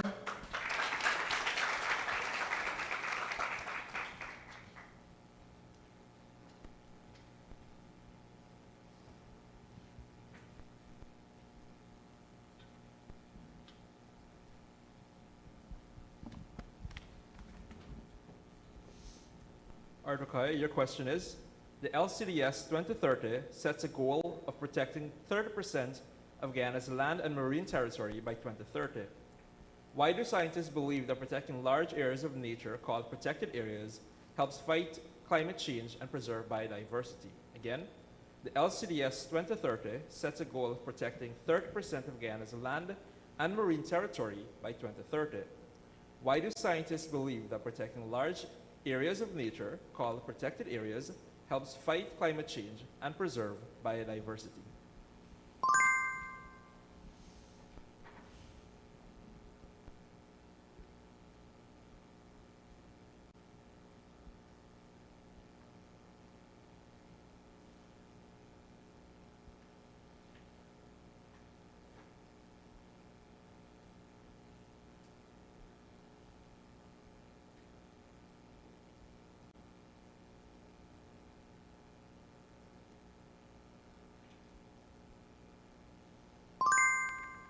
A pleasant good morning once again. My name is Ruqayya Muhammad and my topic focuses mainly on protecting our areas to enhance biodiversity. Firstly, why is this important? This is important because we are able to protect our marine animals. Example, the mangroves that line the coastal areas. They're providing habitats for marine animals. Also, when persons can do fishing and ecotourism. Also, the mangrove helps to store carbon dioxide, large amounts of carbon dioxide in the atmosphere, allowing us to gain carbon credits, which we are able to get revenue from. In conclusion, this is important to help conserve our protected areas. Thank you. Thank you, Ruqayya. Next, we have from St. Joseph High School, Emma Monroe.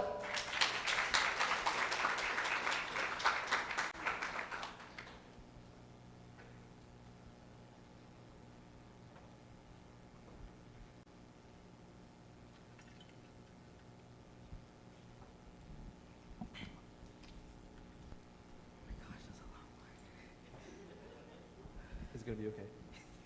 Emma, your question is, the LCDS 2030 talks about a circular economy as part of low-carbon development.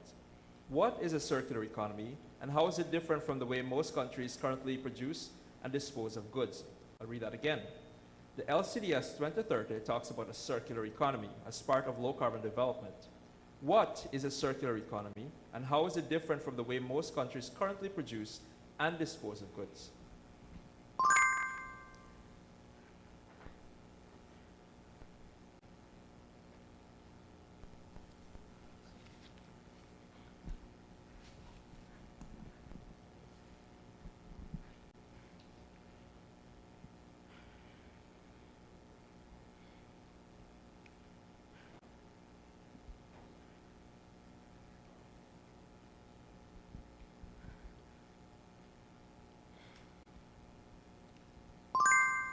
Thank you for that question. Good morning, all. I am Emma Monroe, once again representing St. Joseph High School. Look around you. Look at the cups, the bottles, the bags you have. Where are you going to put that? In the bin? Okay, then. Well, circular economy. What is a circular economy? A circular economy is where you take waste and continue reusing it. It never goes away. You never throw it away. You continue using it after you use it, because where else is it going to go? How will circular economy help us? How will this help us in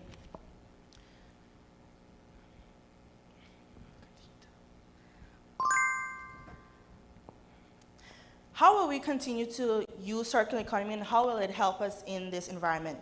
Because we aren't throwing away garbage, we are continually helping the environment to grow. Instead of throwing trash away, you are not pushing it anywhere to burn, to put in the ground, to have pollution. You are continuing using the trash, the bags, the bottles, the plastic that you have to be better. You can find other ways instead of throwing it away, burning it, and creating pollution, rather than throwing it away.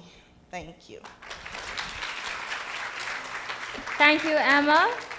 Our next top 10 finalist from Skeldon Line Path Secondary School, Randy Mangle.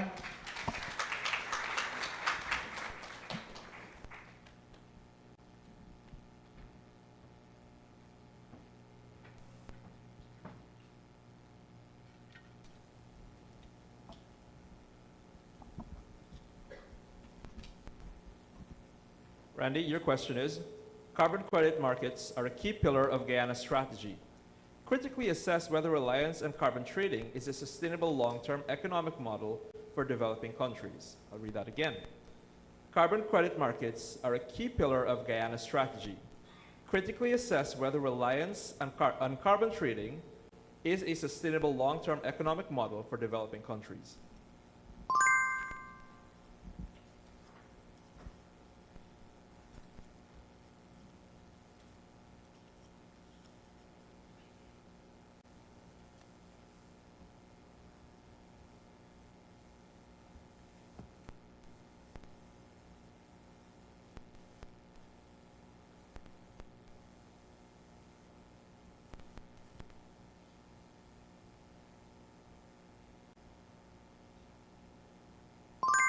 Splendid morning once again. My name is Randy Mangle of Skeldon Line Path Secondary School. This topic reminds me that sustainability isn't a policy. It is scientifically driven, an engineering blueprint, a technological challenge, and a mathematical equation to ensure survival. The carbon credits allows countries to purchase verified credits to foster under the Paris Agreement 6.4 and 6.2, allowing sustainable development and collaboration across developing countries. In addition, it contributes to alliance under the Phase 2 of the Forest Climate Services, which allows Guyana to join the global markets and sell verified carbon credits. In addition, the carbon credits foster sustainability, and in addition, it fosters much more protective nature and in addition biodiversity. In summary, carbon credits plays a significant role in alliance by allowing sustainable development growth while also protecting its economy and fostering much more greener development. Thank you. Thank you, Randy. From J.C. Chandy Singh Secondary School, Jolina Camacho.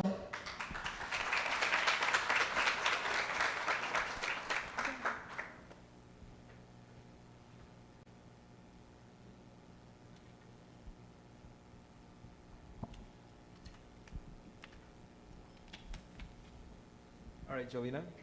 Your question is, Guyana's forests store approximately 19.5 billion tons of carbon dioxide.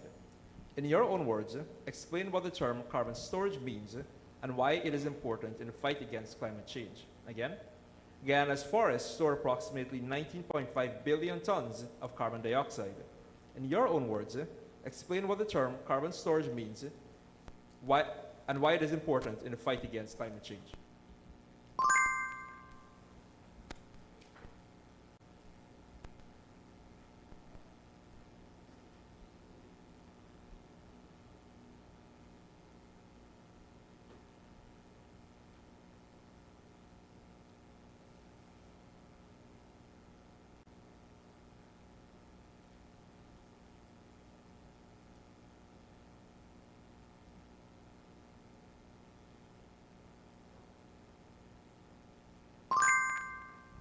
Good morning, everyone. My name is Jelena Camacho, supporting JC Chinese Secondary School. A carbon storage is, of course, when we store carbon. So carbon is a 1 metric ton of carbon dioxide that is prevented from releasing into the atmosphere, carbon storage. And how does this help destroy our climate?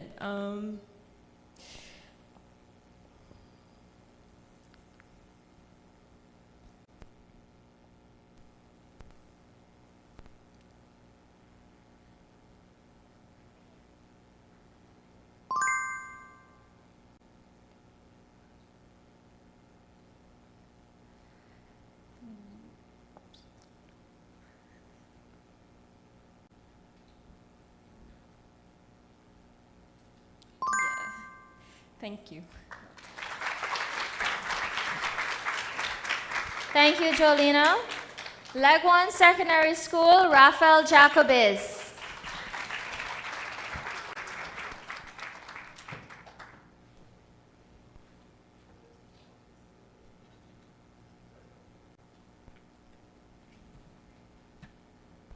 Raphael wanted to catch a glimpse of the question before.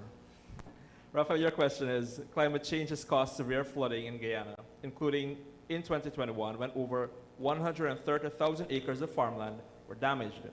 What kinds of science and technology solutions would you propose to help Guyana become more resilient to flooding? Again, climate change has caused severe flooding in Guyana, including in 2021 when over 130,000 acres of farmland were damaged. What kinds of science and technology solutions would you propose to help Guyana become more resilient to flooding?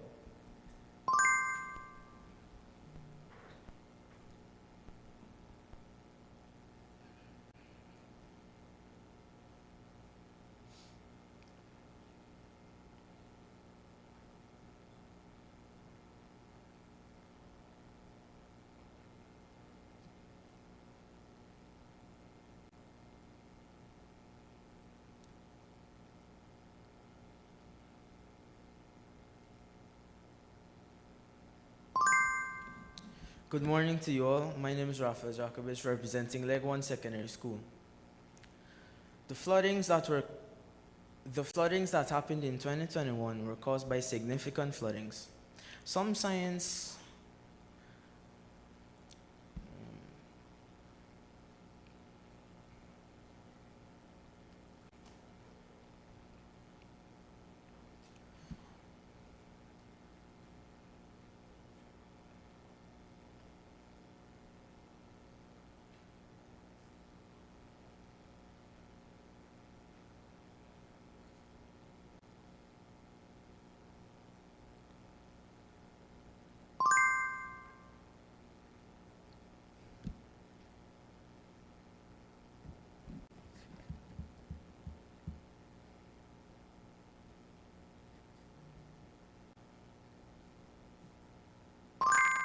thank you.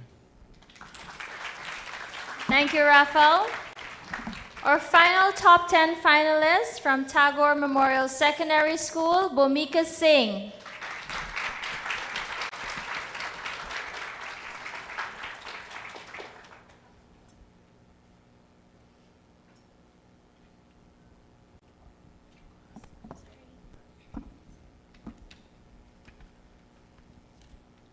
All right, Bhumika, your question is, evaluate how emerging technologies such as remote sensing, AI, and GIS can strengthen environmental governance in Guyana.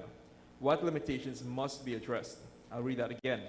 Evaluate how emerging technologies such as remote sensing, AI, and GIS can strengthen environmental governance in Guyana. What limitations must be addressed?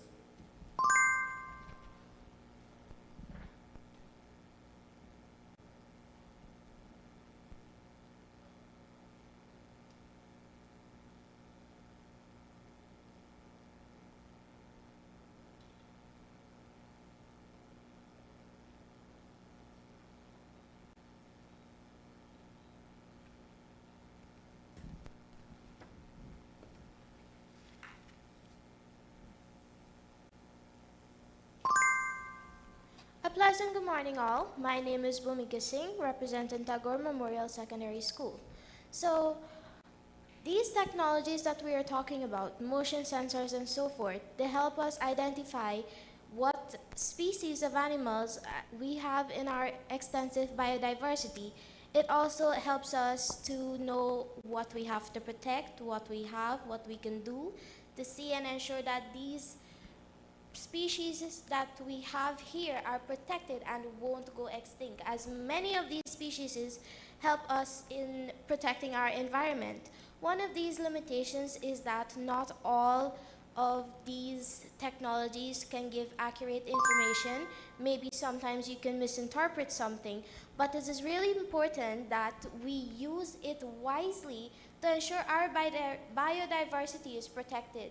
So in conclusion, these technologies are useful. However, they should be keenly monitored and understood. Thank you.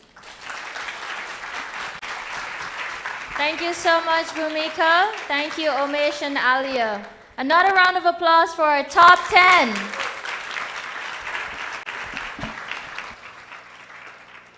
We'll take a moment to have a look at the kind of impact our national winner can create. The first shout competition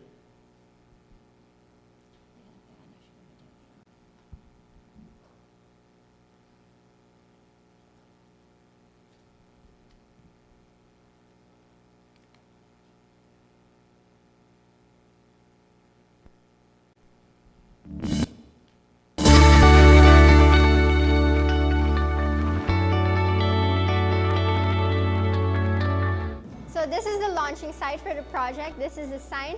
It's called Cycle Smart, and it's a waste management initiative. So essentially the project has 4 color-coded bins. We have the red one here for the general waste. This will include glass and food scraps, as well as anything other that cannot go in the other bins. This is the blue bin. It's going to be used exclusively for paper, cardboard, anything that can be composted. The metal waste will go into the yellow bin. That will include aluminum cans, etc. And finally, the green bin will have the plastic waste, the most important and produced in the most volumes in a school, like your water bottles, etc. The organic waste, which is going in the paper blue bin, will be processed in our agricultural plot in a composting bin. It will be placed in there, and the compost will be used in our garden to fertilize our plants, etc. So these bins will be placed strategically around the school in outline designated locations so that every student has access to the bins. Following this, they will all be collected at a final destination point so that Sivans and Dr. Surendra will be able to efficiently collect the waste. And that's essentially my project, Cycle Smart at Queen's College. Thank you. Cycle Smart by Shout 3.0 winner Anushka Singh, everyone. The very first Shout competition was held in 2023 on a day just like today, World Environment Day. Did you guys remember today's World Environment Day?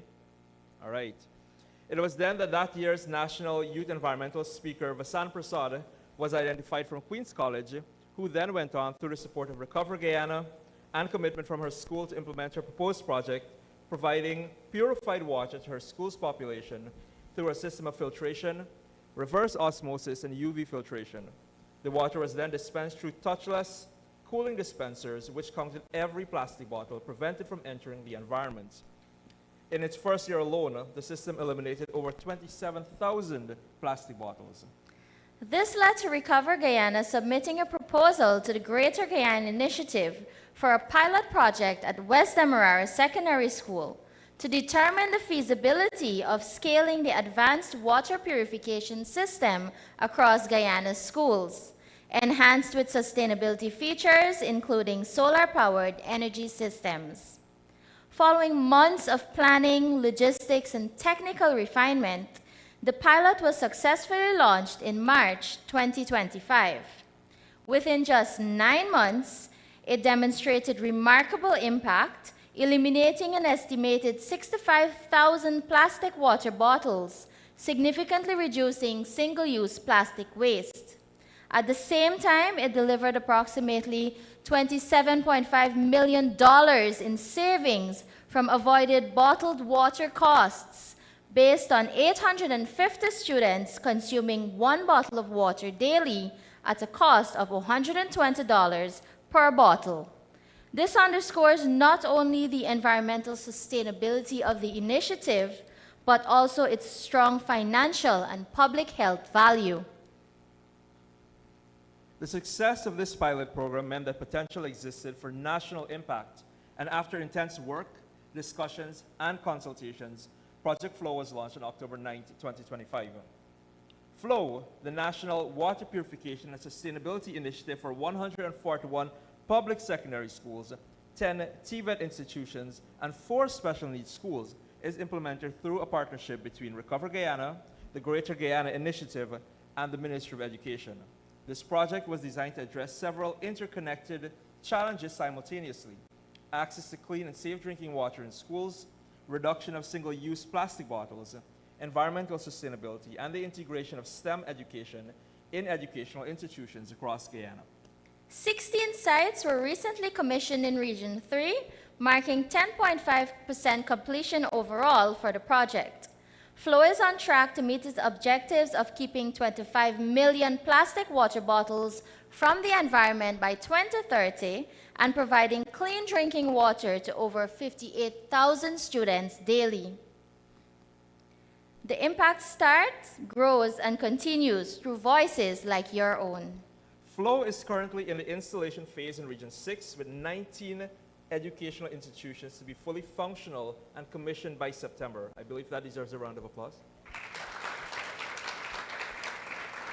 FLOW is the Greater Guyana Initiative's signature project. The Greater Guyana Initiative, supported by the Stabroek Block co-venturers, ExxonMobil Guyana Limited, Hess Guyana Exploration Limited, and CNOOC Petroleum Guyana Limited, represents a $100 million investment aimed at supporting education, health, economic development, and capacity building throughout Guyana. For more information, please feel free to visit our FLOW booth at the side of the room. You'll notice the FLOW symbols over there, and interact with our team members there. It's now time, and I know you're going to say already, but we have a very efficient panel of judges and auditors. It is now time to meet the top 4 national finalists. After that intense round of impromptu speeches, our selection panel scores have been tallied, and the top 4 highest points have been identified. These participants will move into phase 4 of the competition, the standard address. For the standard question, the selection panel is scoring for opening, confidence, engagement, knowledge, time, and conclusion.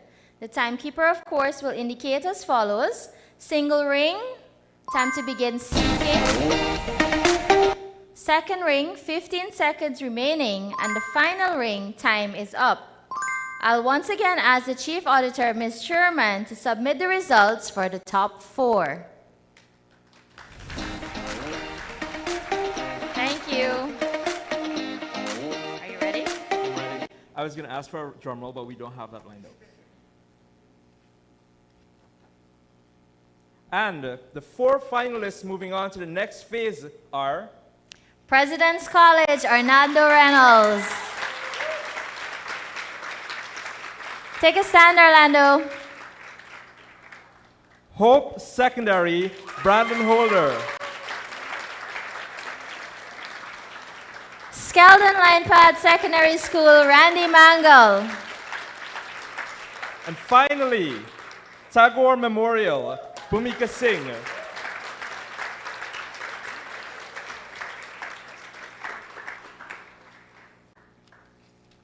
Congratulations to our top 4 finalists. Please give them another round of applause.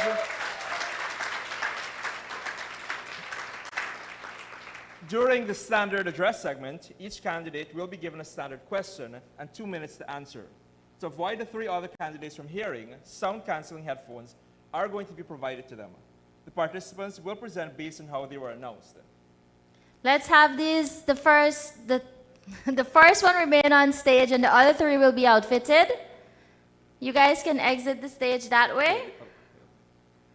Stage left.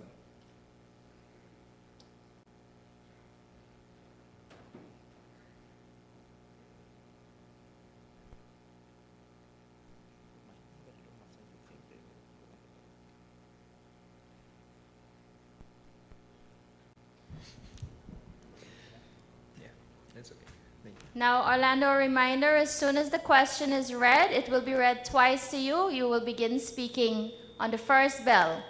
Yes. Are we ready? Yeah. You're ready. We have to make sure they can't hear you. Can you guys hear what I'm saying? Bhumika, raise your right hand. Randy, shake your head. Randy, give us a little wave. Brandon, raise your hand. I think we're good. You guys think we're good? All right, Orlando, let's begin.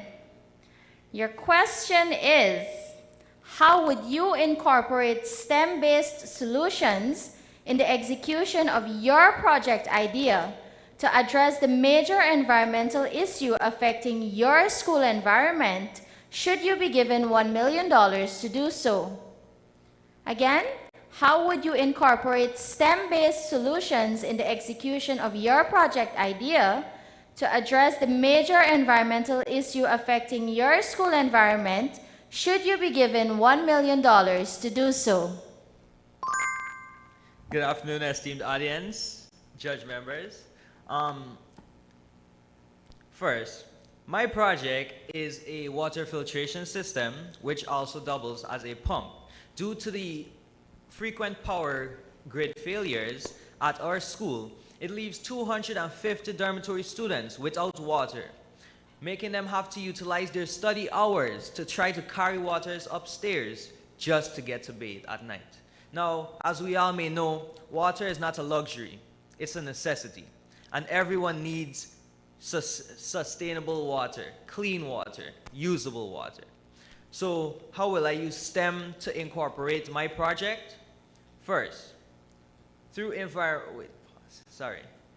science, we will try to find a solar-powered pump filtration system. So instead of burning fuel to power our filtration system, we can use sunlight, which can reduce our carbon footprint and also save on our power usage bills. And another thing now.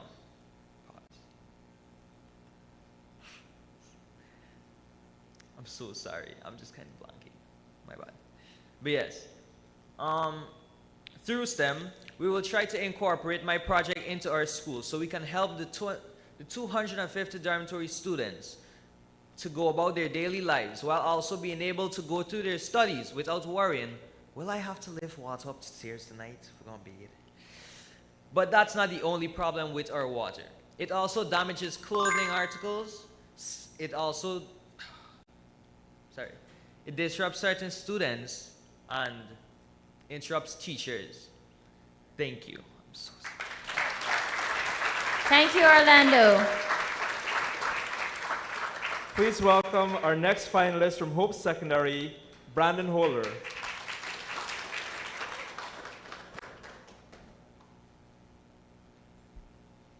I don't think he heard the applause. He just took his headphone off.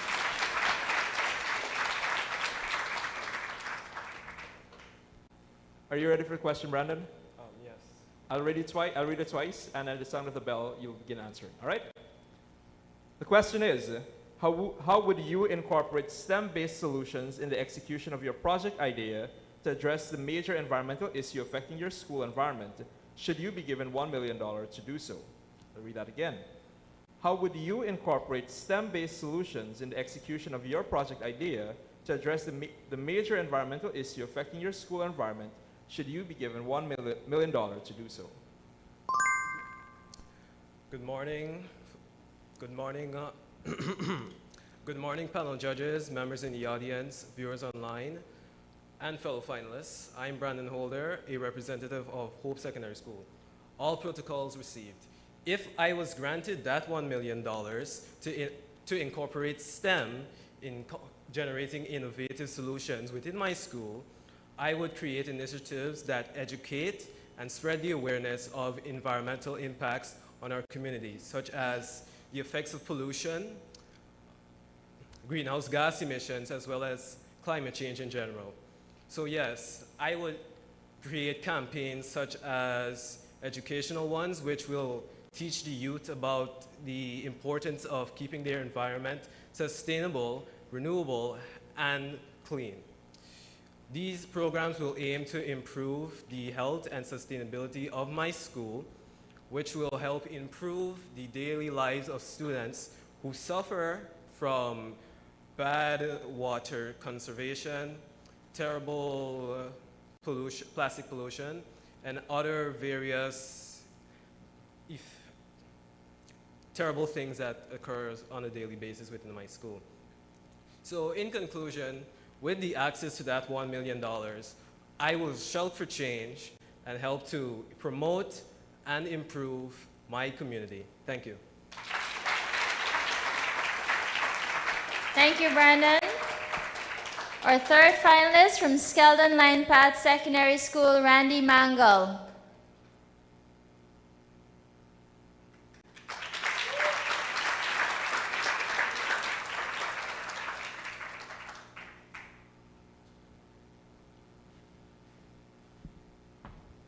Randy, I'll read your question to you twice, and once I'm finished, as soon as you hear the bell, you'll begin speaking, okay?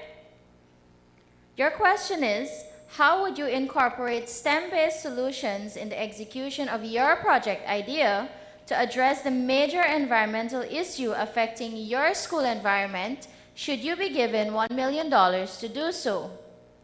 How would you incorporate STEM-based solutions in the execution of your project idea to address the major environmental issues affecting your school environment should you be given $1 million to do so?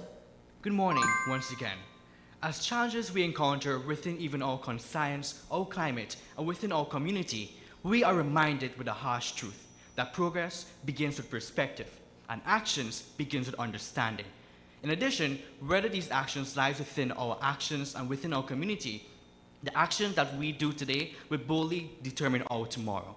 My project focuses on building much more waste opportunities by converting waste into opportunities, by implementing STEM, science, technology, engineering, and maths. By implementing technology, we can implement monitoring systems to monitor where littering occurs mostly. For example, if 20% originates in the canteen, if 40% originates in the classrooms, we see the vulnerability of the circumstances and implement monitoring systems. In addition, by implementing and converting old tires into wheels and seatings and converting plastic bottles into colorful seats, we can reduce pollution, converting into a much more greener and sustainable Guyana. By converting mathematics, we can calculate and also analyze where this distribution of bottles and so on originates from. By implementing science, we can use the 3 R's, which plays a fundamental role in spreading public awareness of the vulnerability of littering, especially in Guyana. Littering is a fundamental issue that is happening all over, and Guyana, a sustainable developing country, can promote sustainable development while also promoting youth involvement into promoting a much more greener involvement and sustainable development. By promoting women development as well, gender equality, and village consultation, we can also promote a much more greener sustainability. In addition, by also promoting a much more developing country, we can reduce and also spread public awareness in schools about littering progress, especially here in Guyana. And with that, I conclude. Thank you.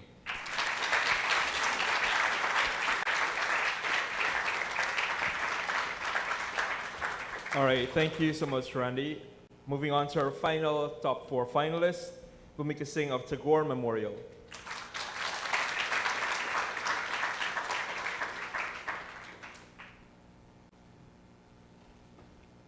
All right, Bhumika, did you hear the question?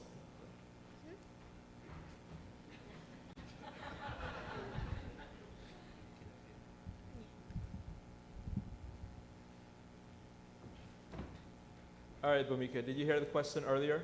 No. Oh, thank you. Just checking. But I'll be reading the question twice for you. So at the sound of the bell, then you're going to begin answering. All right? So the question reads, how would you incorporate STEM-based solutions in the execution of your project idea to address the major environmental issue affecting your school environment should you be given $1 million to do so? Again, how would you incorporate STEM-based solutions in the execution of your project idea to address the major environmental issue affecting your school environment should you be given $1 million to do so? Good afternoon, everyone. My name is Bhumika Singh of Tagore Memorial Secondary School. So firstly, our project is about aeroponics. It is the use of hydroponic towers with water flowing through them, no use of soil. The seedlings are grown in a tray and then placed in these water boxes. And this helps us to control exactly how much vitamins and minerals these plants receive. It avoids pests. It uses no soil, which is really good because it doesn't damage the environment. And it also saves up space as you can stack these things really high. So this is the incorporation of both science, technology, engineering, and mathematics. These things are put to a scale mathematically, the circumference is checked, and the amount of pressure needed to pump the water is also based mathematically. For science-related stuff, it deals mainly with agricultural science, where we decide what type of plants are best grown in these conditions, what conditions to provide, and what minerals and vitamins or supplements we can add if these plants do end up having any issues. The incorporation of technology is that the technology-based part will mainly be about the motor, because these motors need to be designed to be placed in the water to pump the water up so that it can flow through. The engineering part is about the structure, how these things are formed, how they are built, and so forth. So in conclusion, I would incorporate this specific project because it includes all of STEM. It helps the environment, it helps save space, it benefits us in much more ways than we can actually think of. Thank you. Thank you, Bhumika. Amazing job to our national top 4 finalists. Another round? Yes, I think so. This year's competition offers over $4 million in cash and prizes, with rewards for both students and schools. And for the first time ever, a 4th place prize in recognition of 4 successful and impactful years of the SHOUT competition. The top secondary school will receive a $1 million grant for an environmental advancement project, 1 year free one-fiber internet service from One Communications, and the winning teacher will receive a trip to the wonderful Kaichor Falls. The first place winner will receive an environmental award. That is our National Youth Environmental Speaker. They'll receive an environmental award, 1 HP laptop, 1 year free one-fiber internet service, an education advancement voucher of $100,000, bringing a total of $600,000. Our second place winner will receive an environmental award, 1 HP laptop, 1 year free one-fiber internet service, and an education advancement voucher of $75,000 for a total value of $480,000. Our third place winner will receive an environmental award, an HP laptop, 1 year free one-fiber internet service, an education advancement voucher of $50,000 to a value of $450,000. And finally, in fourth place, That winner will receive an environmental award, 1 HP laptop, 1 year free one fiber internet service, and an education advancement voucher of $25,000 for a total value of $400,000. Our top 20 finalists will receive awards and participant tokens from ExxonMobil Guyana Limited, Scotiabank Guyana, and Massey Stores Guyana. Our top 10 finalists will receive additional awards, $35,000 dental voucher from Flawless Dental GY, and an Eco Award. There are also special awards for the Best Speaker, Most Influential Speech, the Environmental Impact Speech Award, as well as the Go Green Award.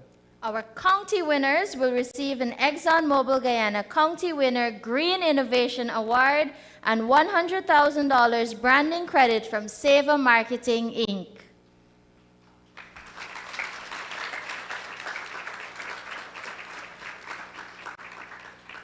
Before we proceed, it is now time for a special presentation of our 3 county winners of Shout4Change. These awards are based on the outstanding video proposals submitted during Phase 1 of the competition, where participants shared innovative environmental ideas and solutions for a more sustainable Guyana. Let us take a look at a special video featuring our county winners.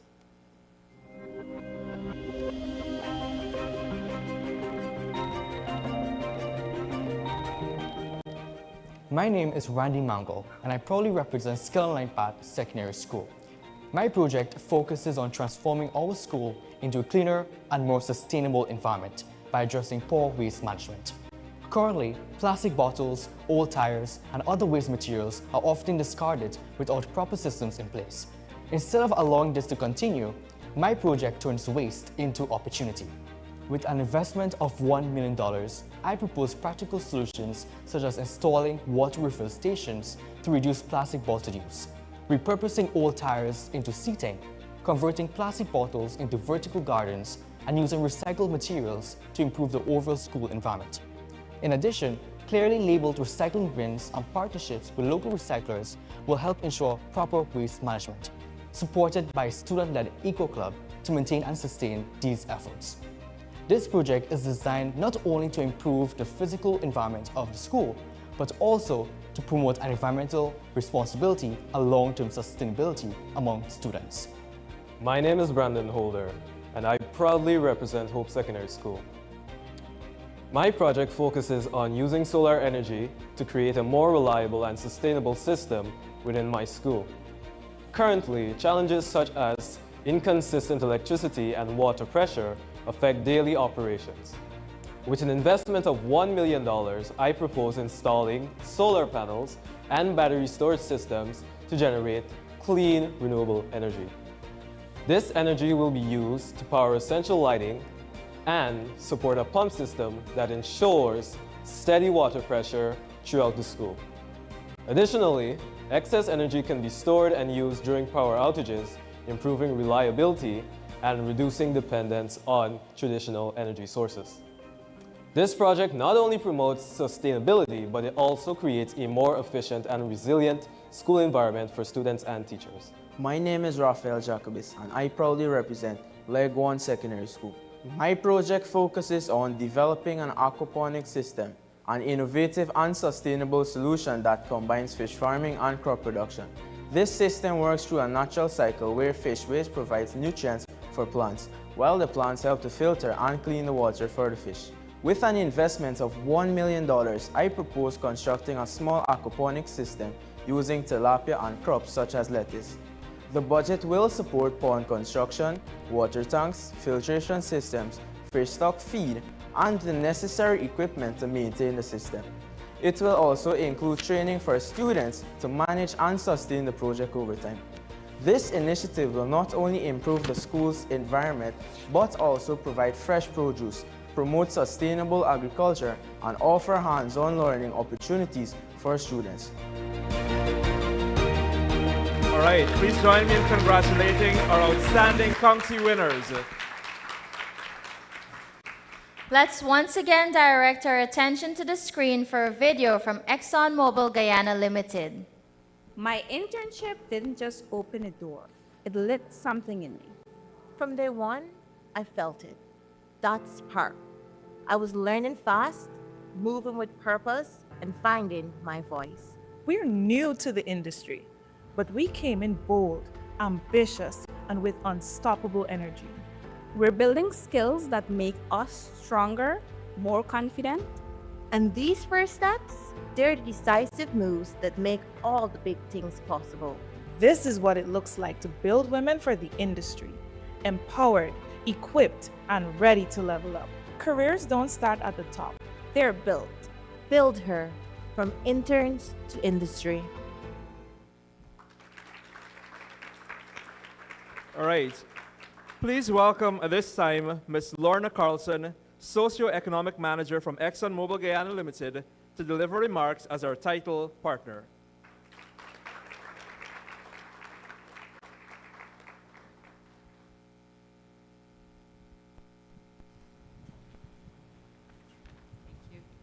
Yes, you can, back to the last speaker, you can bring it all the way down. Thank you. This is not intimidating at all to be speaking after all of these incredible voices. I feel so privileged to be here today. It's really a pleasure. And for Shout 4.0,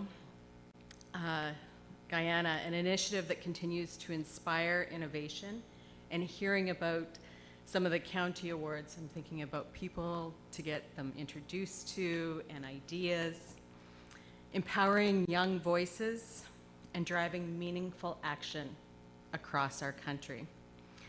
But Shout has become far more than an event. It's a call to action for bold thinkers to identify real issues, develop solutions, and reimagine the future here in Guyana. The videos today were incredible. To see the projects put into place so far, and I'm very familiar with the FLOW project. I'm lucky enough to have had the chance to visit many of the schools and be at the commissioning. And the initial idea by Vasana Prasad in 2023 that sparked this collaboration with the ministry, with the Greater Guyana Initiative, and all of these visionary experts across Guyana to build something that is going to impact the entire country in such a big way. The hydroponics kitchen garden system in 2024 with Anushka.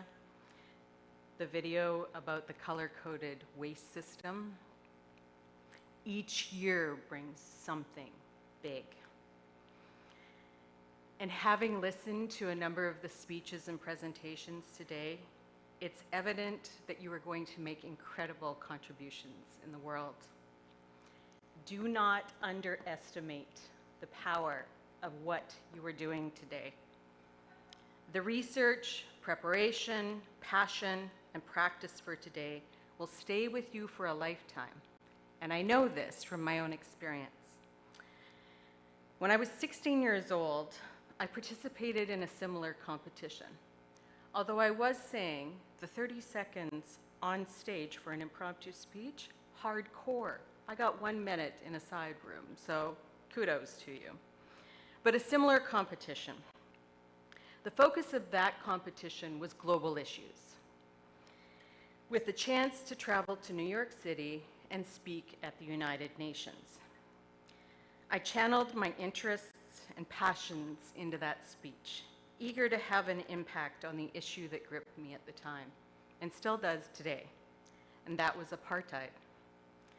That speech, winning and going to the UN, solidified my trajectory in international work, focusing on communities, consultation, and capacity building. You just never know. I was a small town kid from Canada, and now I have the privilege of being here with you today in Guyana.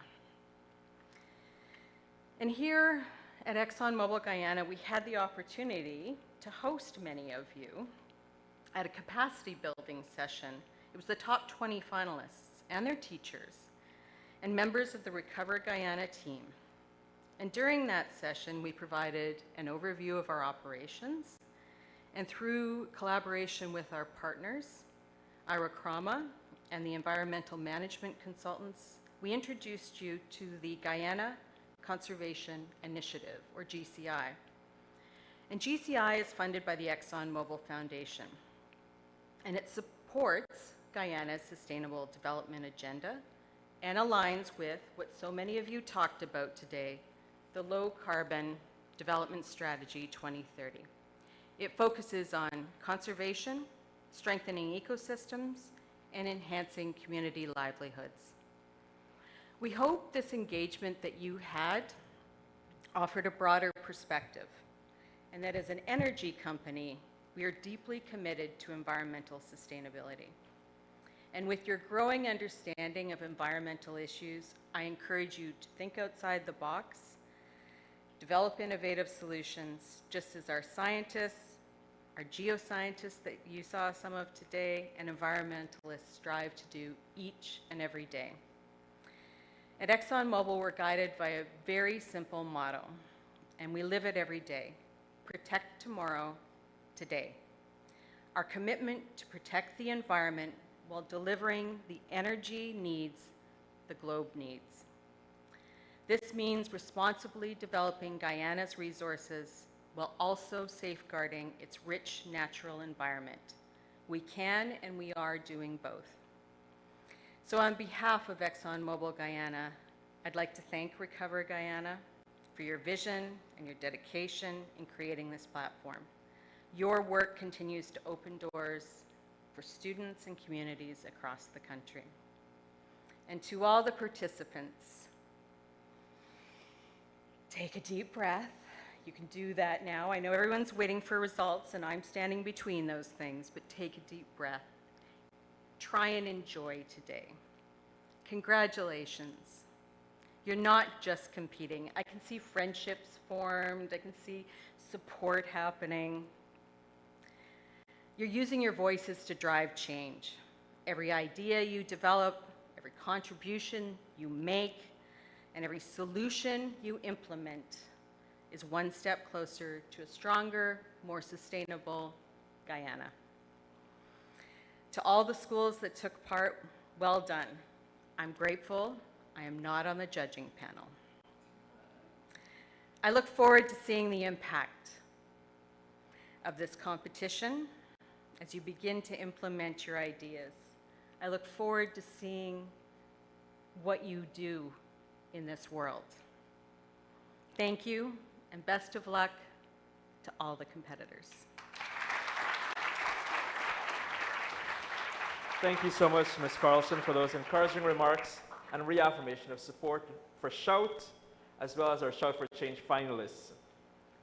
SHOUT4Change National Finals is proudly implemented by Recover Guyana and made possible through the valued support of our esteemed partners, the Ministry of Education, our official education partner, ExxonMobil Guyana, official title partner, One Communication, our official One Fiber partner, Ramada Georgetown Princess Hotel, official venue partner, Scotiabank Guyana Incorporated, Guy Oil, Flawless Dental GY, Massey Stores Guyana, Siva Marketing Inc., our official branding partner, Anthony Indar Productions, official media partner, Pixel Perfect Productions, our official productions partner, Elevate, official decor partner, Book a Ride, our official transportation partner, and Empro Media, official content partner.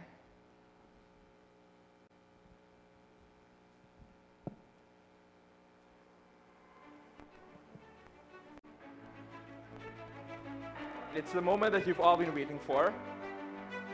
We're now heading into the SHOUT 2026 National Awards Ceremony. Today we come together to celebrate bold voices, brilliant minds, and unstoppable spirit of Guyana's youth who have risen to the challenge of advocating for a greener, more sustainable future. As we recognize the achievements of our outstanding finalists, we also honor the educators, partners, and supporters who have helped make this journey possible. Let this ceremony be a reflection of the power of youth advocacy and a reminder that when young people speak up, change begins. To begin the award ceremony, let's start with a participation award. Let's welcome Ms. LaShawn Prescott, Community Relations Advisor for ExxonMobil Guyana Limited, Ms. Singh, Manager of Treasury of Scotiabank Guyana, and Ms. Elizabeth Mason, Store Manager of Massey Stores Guyana, who will hand over tokens from our respective partners at the side stage. And to hand over awards of participation center stage, Miss Diane Hercules.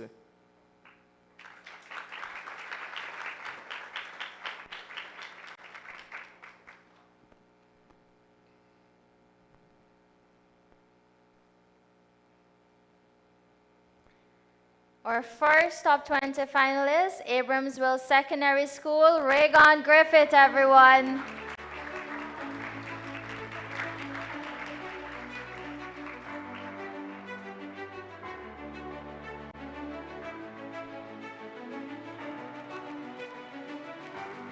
Bladen Hall Secondary School, Martha Bagenot.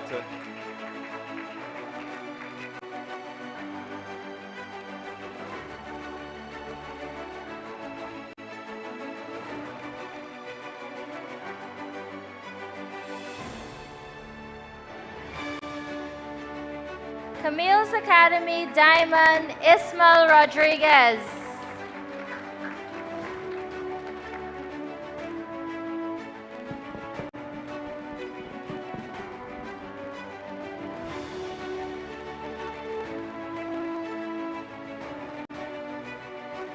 Ismael. That way. Camille's Academy, Suzlike, Renata Bagwandin.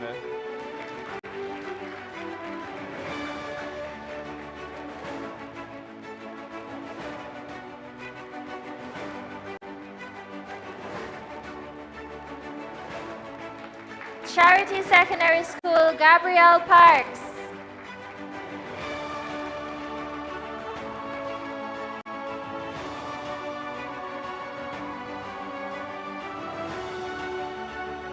Friendship Secondary School, Hadassah Harris.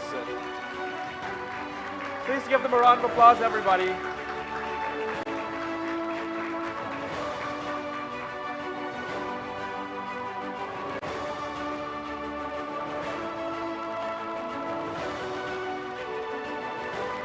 Hope Secondary School, Brandon Holder.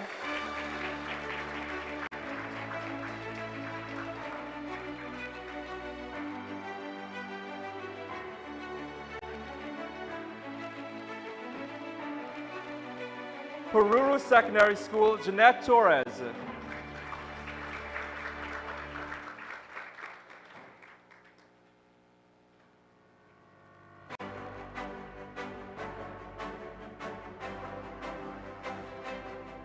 J.C. Chandy Singh Secondary School, Jolina Camacho.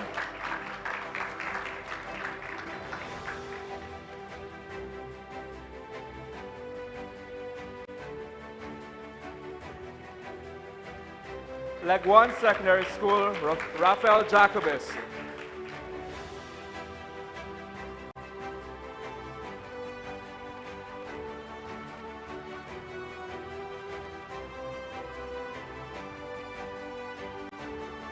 Thank you, Ms. Hercules. Please welcome Mr. Kwesi Lewis to continue the presentation of certificates. Linden Foundation Secondary School, Angelica Timmerman.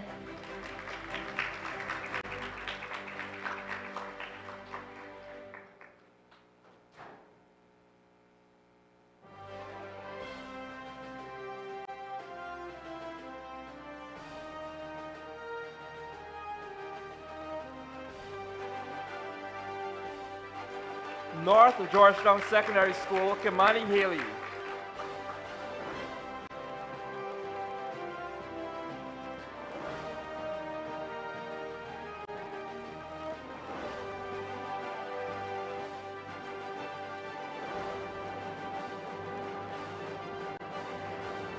Pleasant Secondary School, Pricus Ferdinand.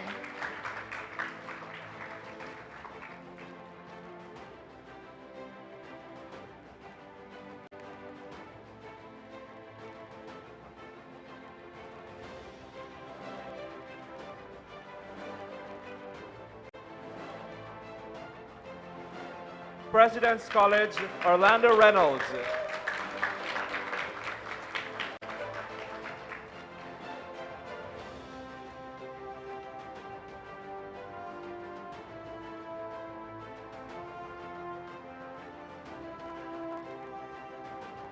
Qayyam Academy, Ruqayya Muhammad.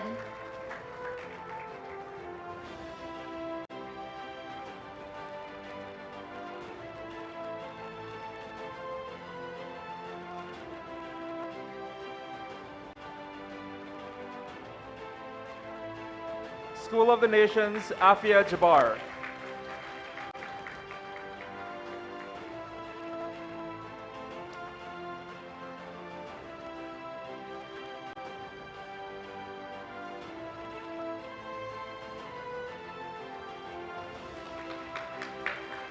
Skeldon Linepad Secondary School, Randy Mangle.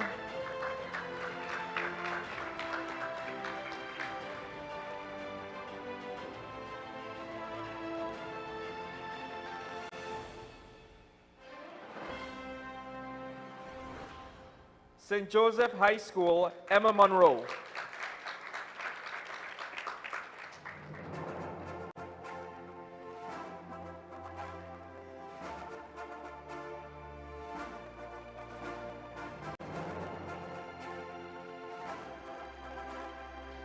Stroudville Secondary School, Elijah Ryan Tulsi.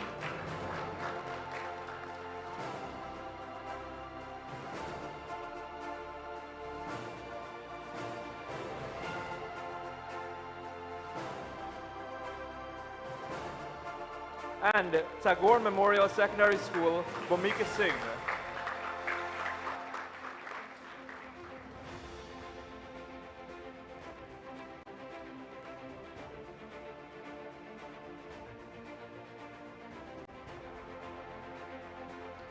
Thank you to all of our presenters.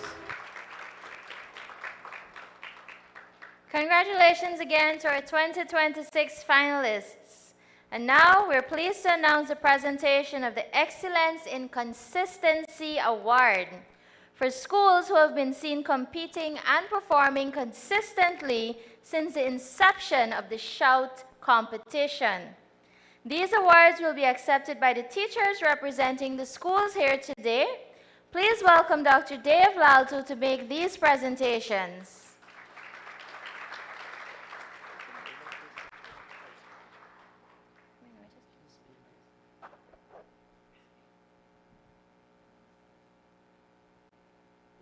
First, President's College.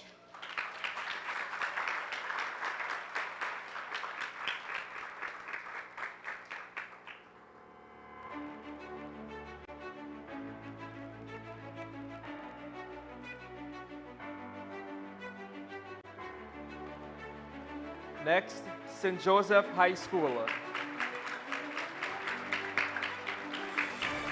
It should be noted that St. Joseph, the teacher collecting the award for St. Joseph High School, has been supporting the students since the very inception of SHOUT for the past 4 years.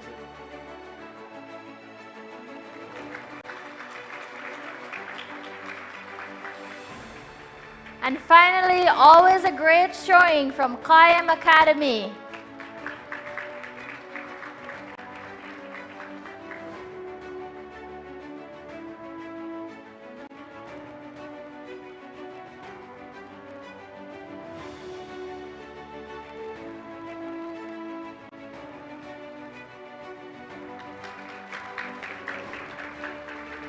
Thank you, Dr. Laltu.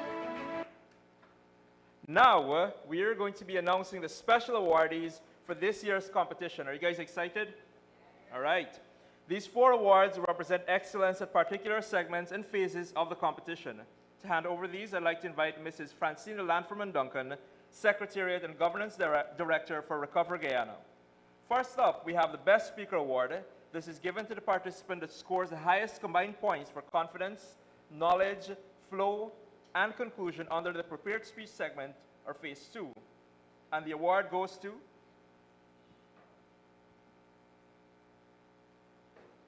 I think that's dramatic enough. That is dramatic enough, I think. Aren't we supposed to get this from the judges? We're supposed to be collecting that. Listen, you guys can be a little patient with me. We're going to get that from our chief auditor right now. She's bringing that to us right now. So it must be noted, it's already been added to our script as they were tallied, but we want you guys to see the official thing because we're all about transparency here, right? Thank you, Ms. Sherman. I'm just making sure.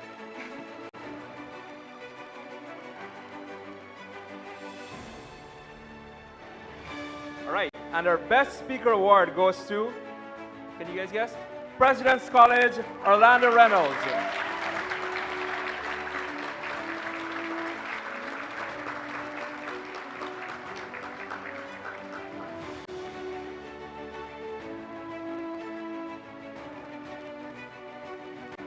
The most influential speech award is given to the participants scoring the highest cumulative points for confidence, engagement, and pace under the prepared speech segment, which is phase 2. Congratulations to Hope Secondary School, Brandon Holder.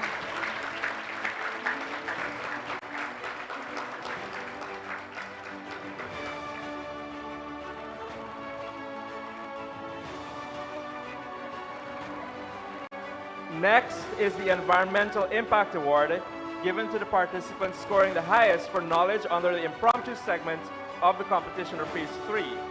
This award goes to Bhumika Singh of Tagore Memorial.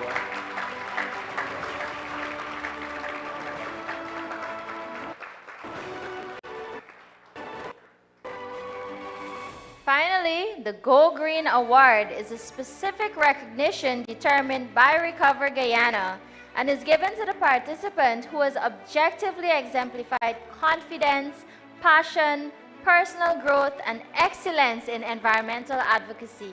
We're proud to present this award to President's College, Orlando Reynolds.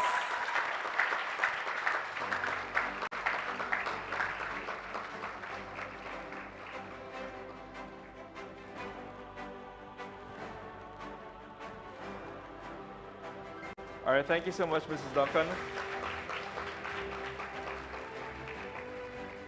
Congratulations again to our special awardees. We would like to pay special recognition to the top 10 participants of Shout4Change. After championing the prepared speech segment, these 10 students, as you would recall, moved into the impromptu speech segment and displayed their advocating skill for the environment. Today, they will receive an Eco Award, which is a special award of recognition for making it into the top 10, as well as a dental care voucher compliments of Flawless Dental valued at $35,000 each. I would like to take the opportunity to invite Suzanne Diabru, Guyana STEM Initiative Leader of ExxonMobil Guyana Limited, and Dr. Joanne Bijaimal of Flawless Dental to present these.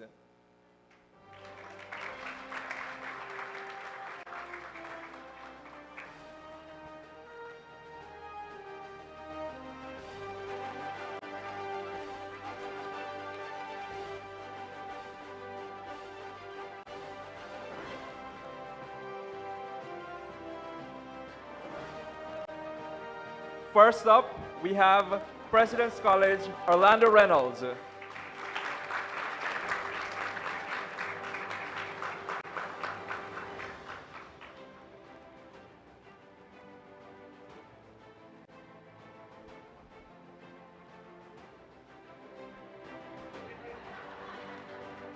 Hold on, Orlando, you're not done.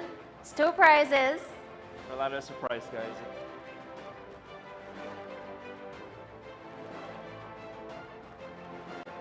Hope Secondary School, Brandon Holder.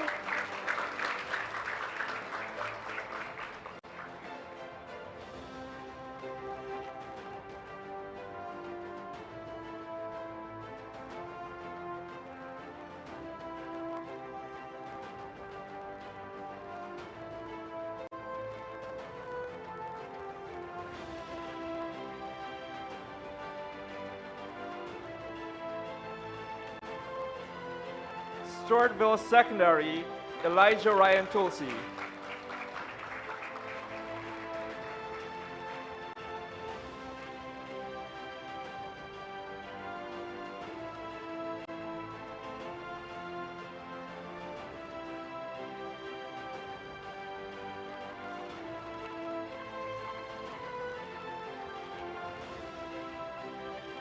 Friendship Secondary School, Hadassah Harris.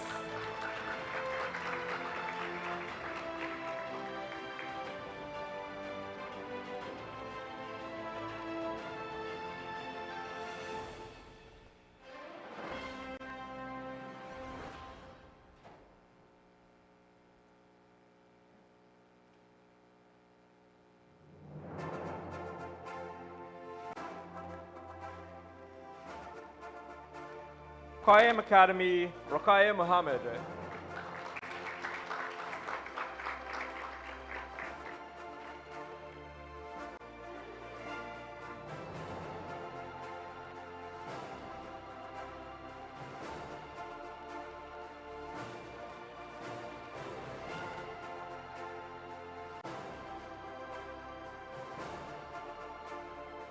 St. Joseph High School, Emma Monroe.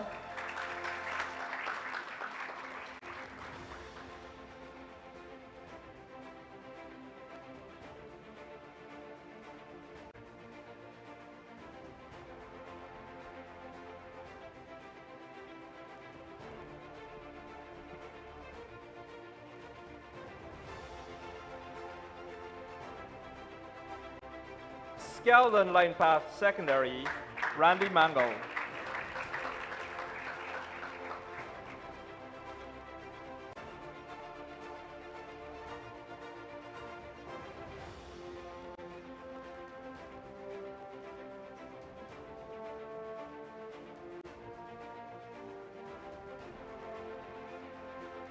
J.C. Chandy Singh Secondary School, Jolina Camacho.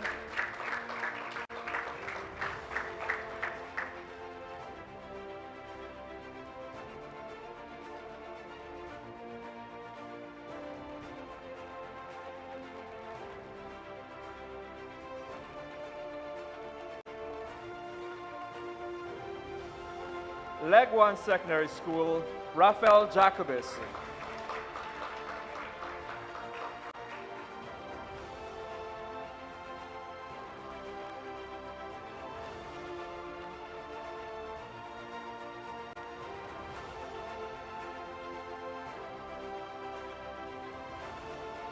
And finally, Tagore Memorial Secondary School, Bhumika Singh.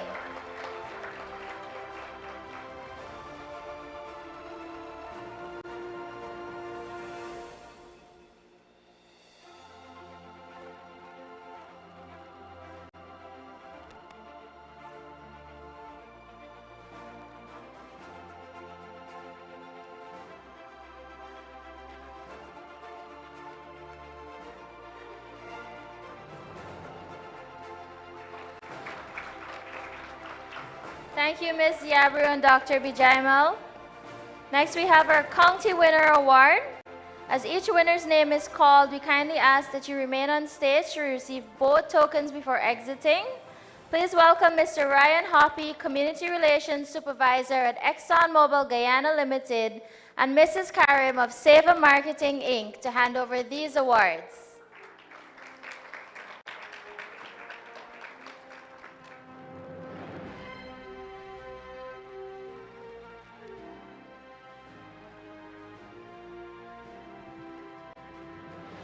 All right, it's a representative from Savor Marketing. Thank you so much. First, Essequibo County winner from Leg 1 Secondary School, Rafael Jacobis.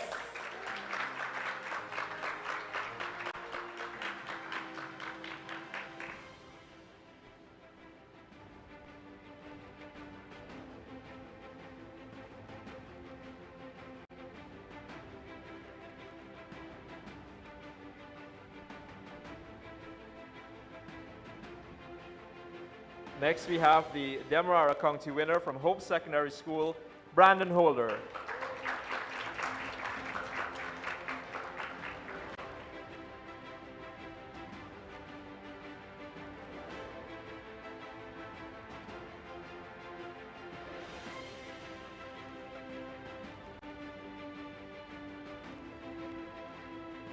And from Berbice County, from Skeldon Line Path Secondary School, Randy Mangle.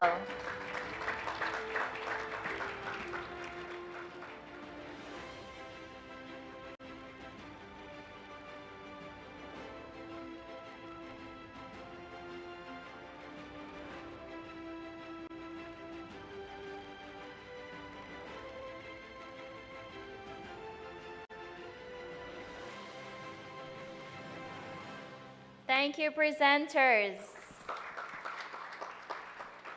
Now, I think we can all agree that the selection panel's job was definitely not an easy one. But through their collective capacity, they have been able to score each participant using a strict criteria, which you have been able to see. Further, scores were audited and checked multiple times for accuracy. All is to say, the scores and positions that will be announced are final, and we ask that you celebrate each one of these finalists as they are revealed. I shall say each one of these winners as they're revealed. And now, the moment we've all been waiting for, the announcement of the National Youth Environmental Speaker 2026. Please welcome Chief Auditor Ms. Srimala to deliver these results. We have them? Did I miss them? That was fast.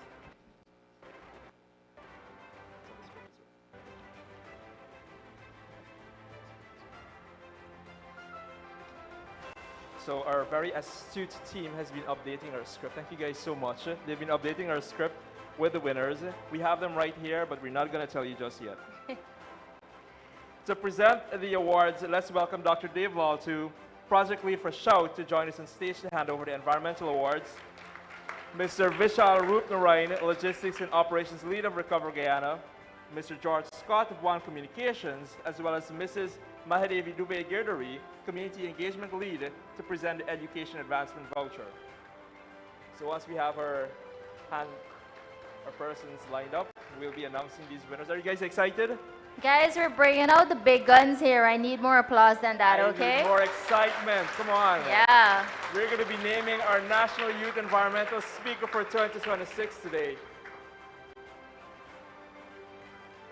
All right. And are we ready? And our fourth place winner is President's College, Orlando Reynolds.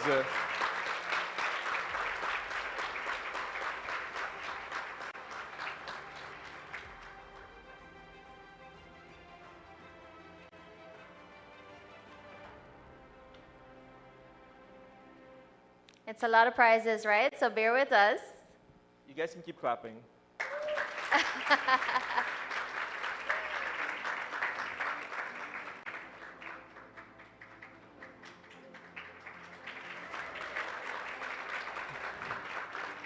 Don't worry, Orlando, somebody's going to help you take them away from the stage.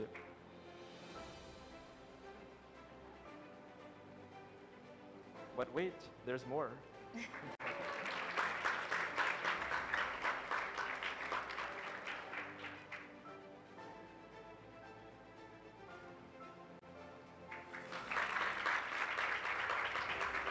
Congratulations, Orlando. Our third place winner is Hope Secondary School, Brandon Holder.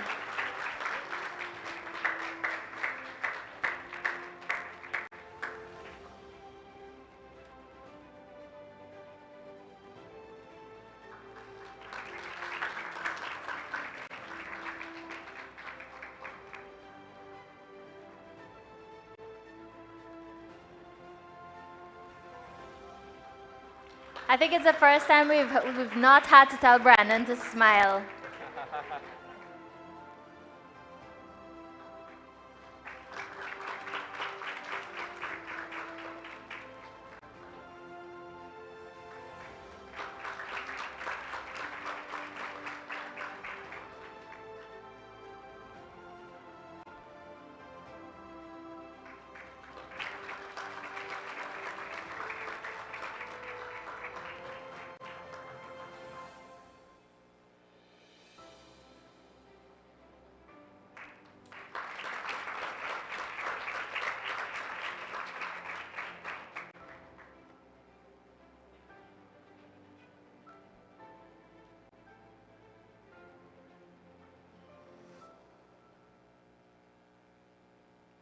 Pose for your picture, Brandon. Pose for your picture.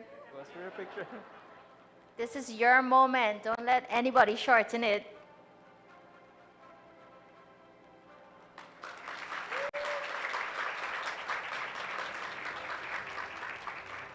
Congratulations again, Brandon.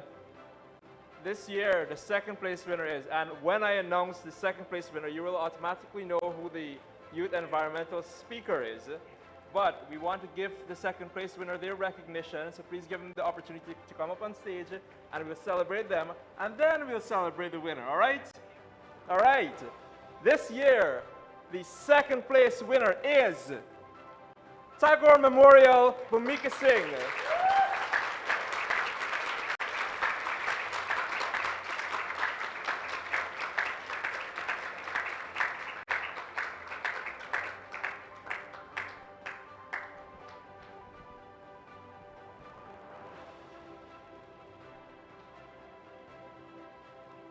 Please keep the applause going.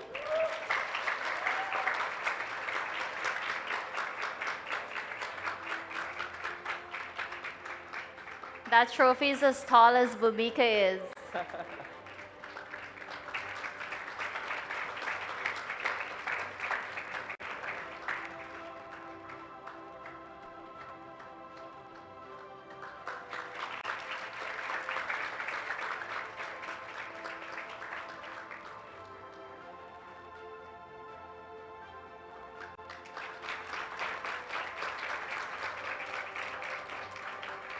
Congratulations, Bhumika.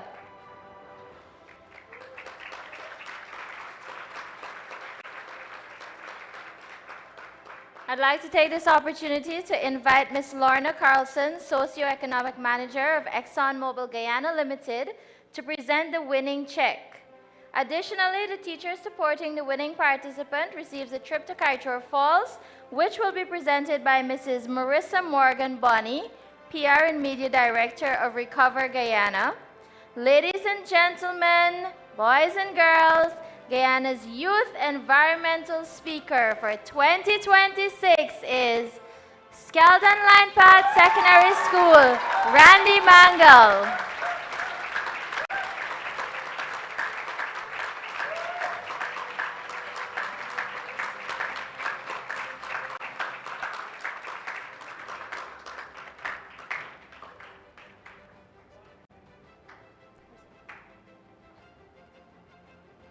Could we please invite a teacher from Skeldon Linepath as well? After Randy would have uplifted his awards.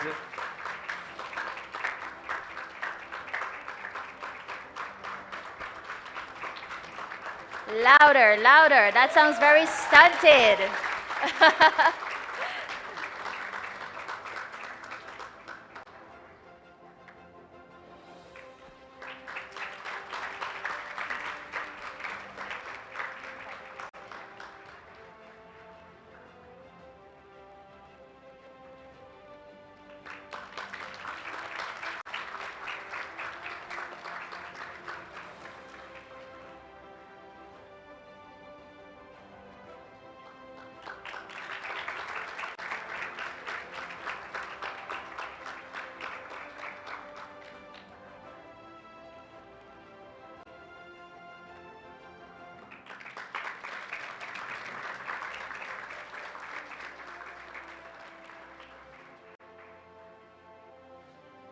All right, Randy, pose for your picture. And then we'd like to invite the teacher to join Randy on stage for the handing over of the check to the school.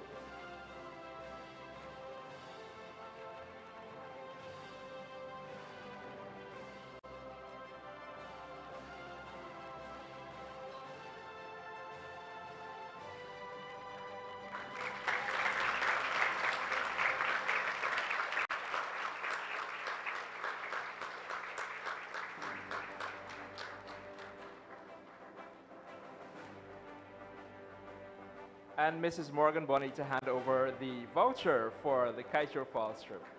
Please give them another round of applause, everybody. Congratulations once again to President's College, Orlando Reynolds, Hope Secondary, Brandon Holder, Tagore Memorial, Bhumika Singh, and our National Youth Environmental Speaker, Skeldon Linepath Secondary, Randy Mango. After an incredible display of passion, innovation, courage, and environmental leadership, it is now time to recognize the outstanding young voices who have risen to the top.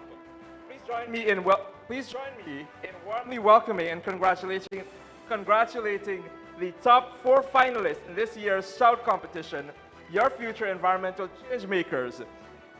Congratulations to each of you on this remarkable achievement.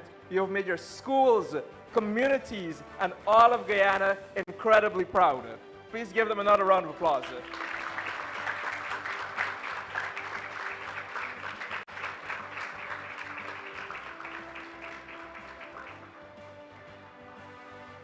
Don't stop. They're setting their...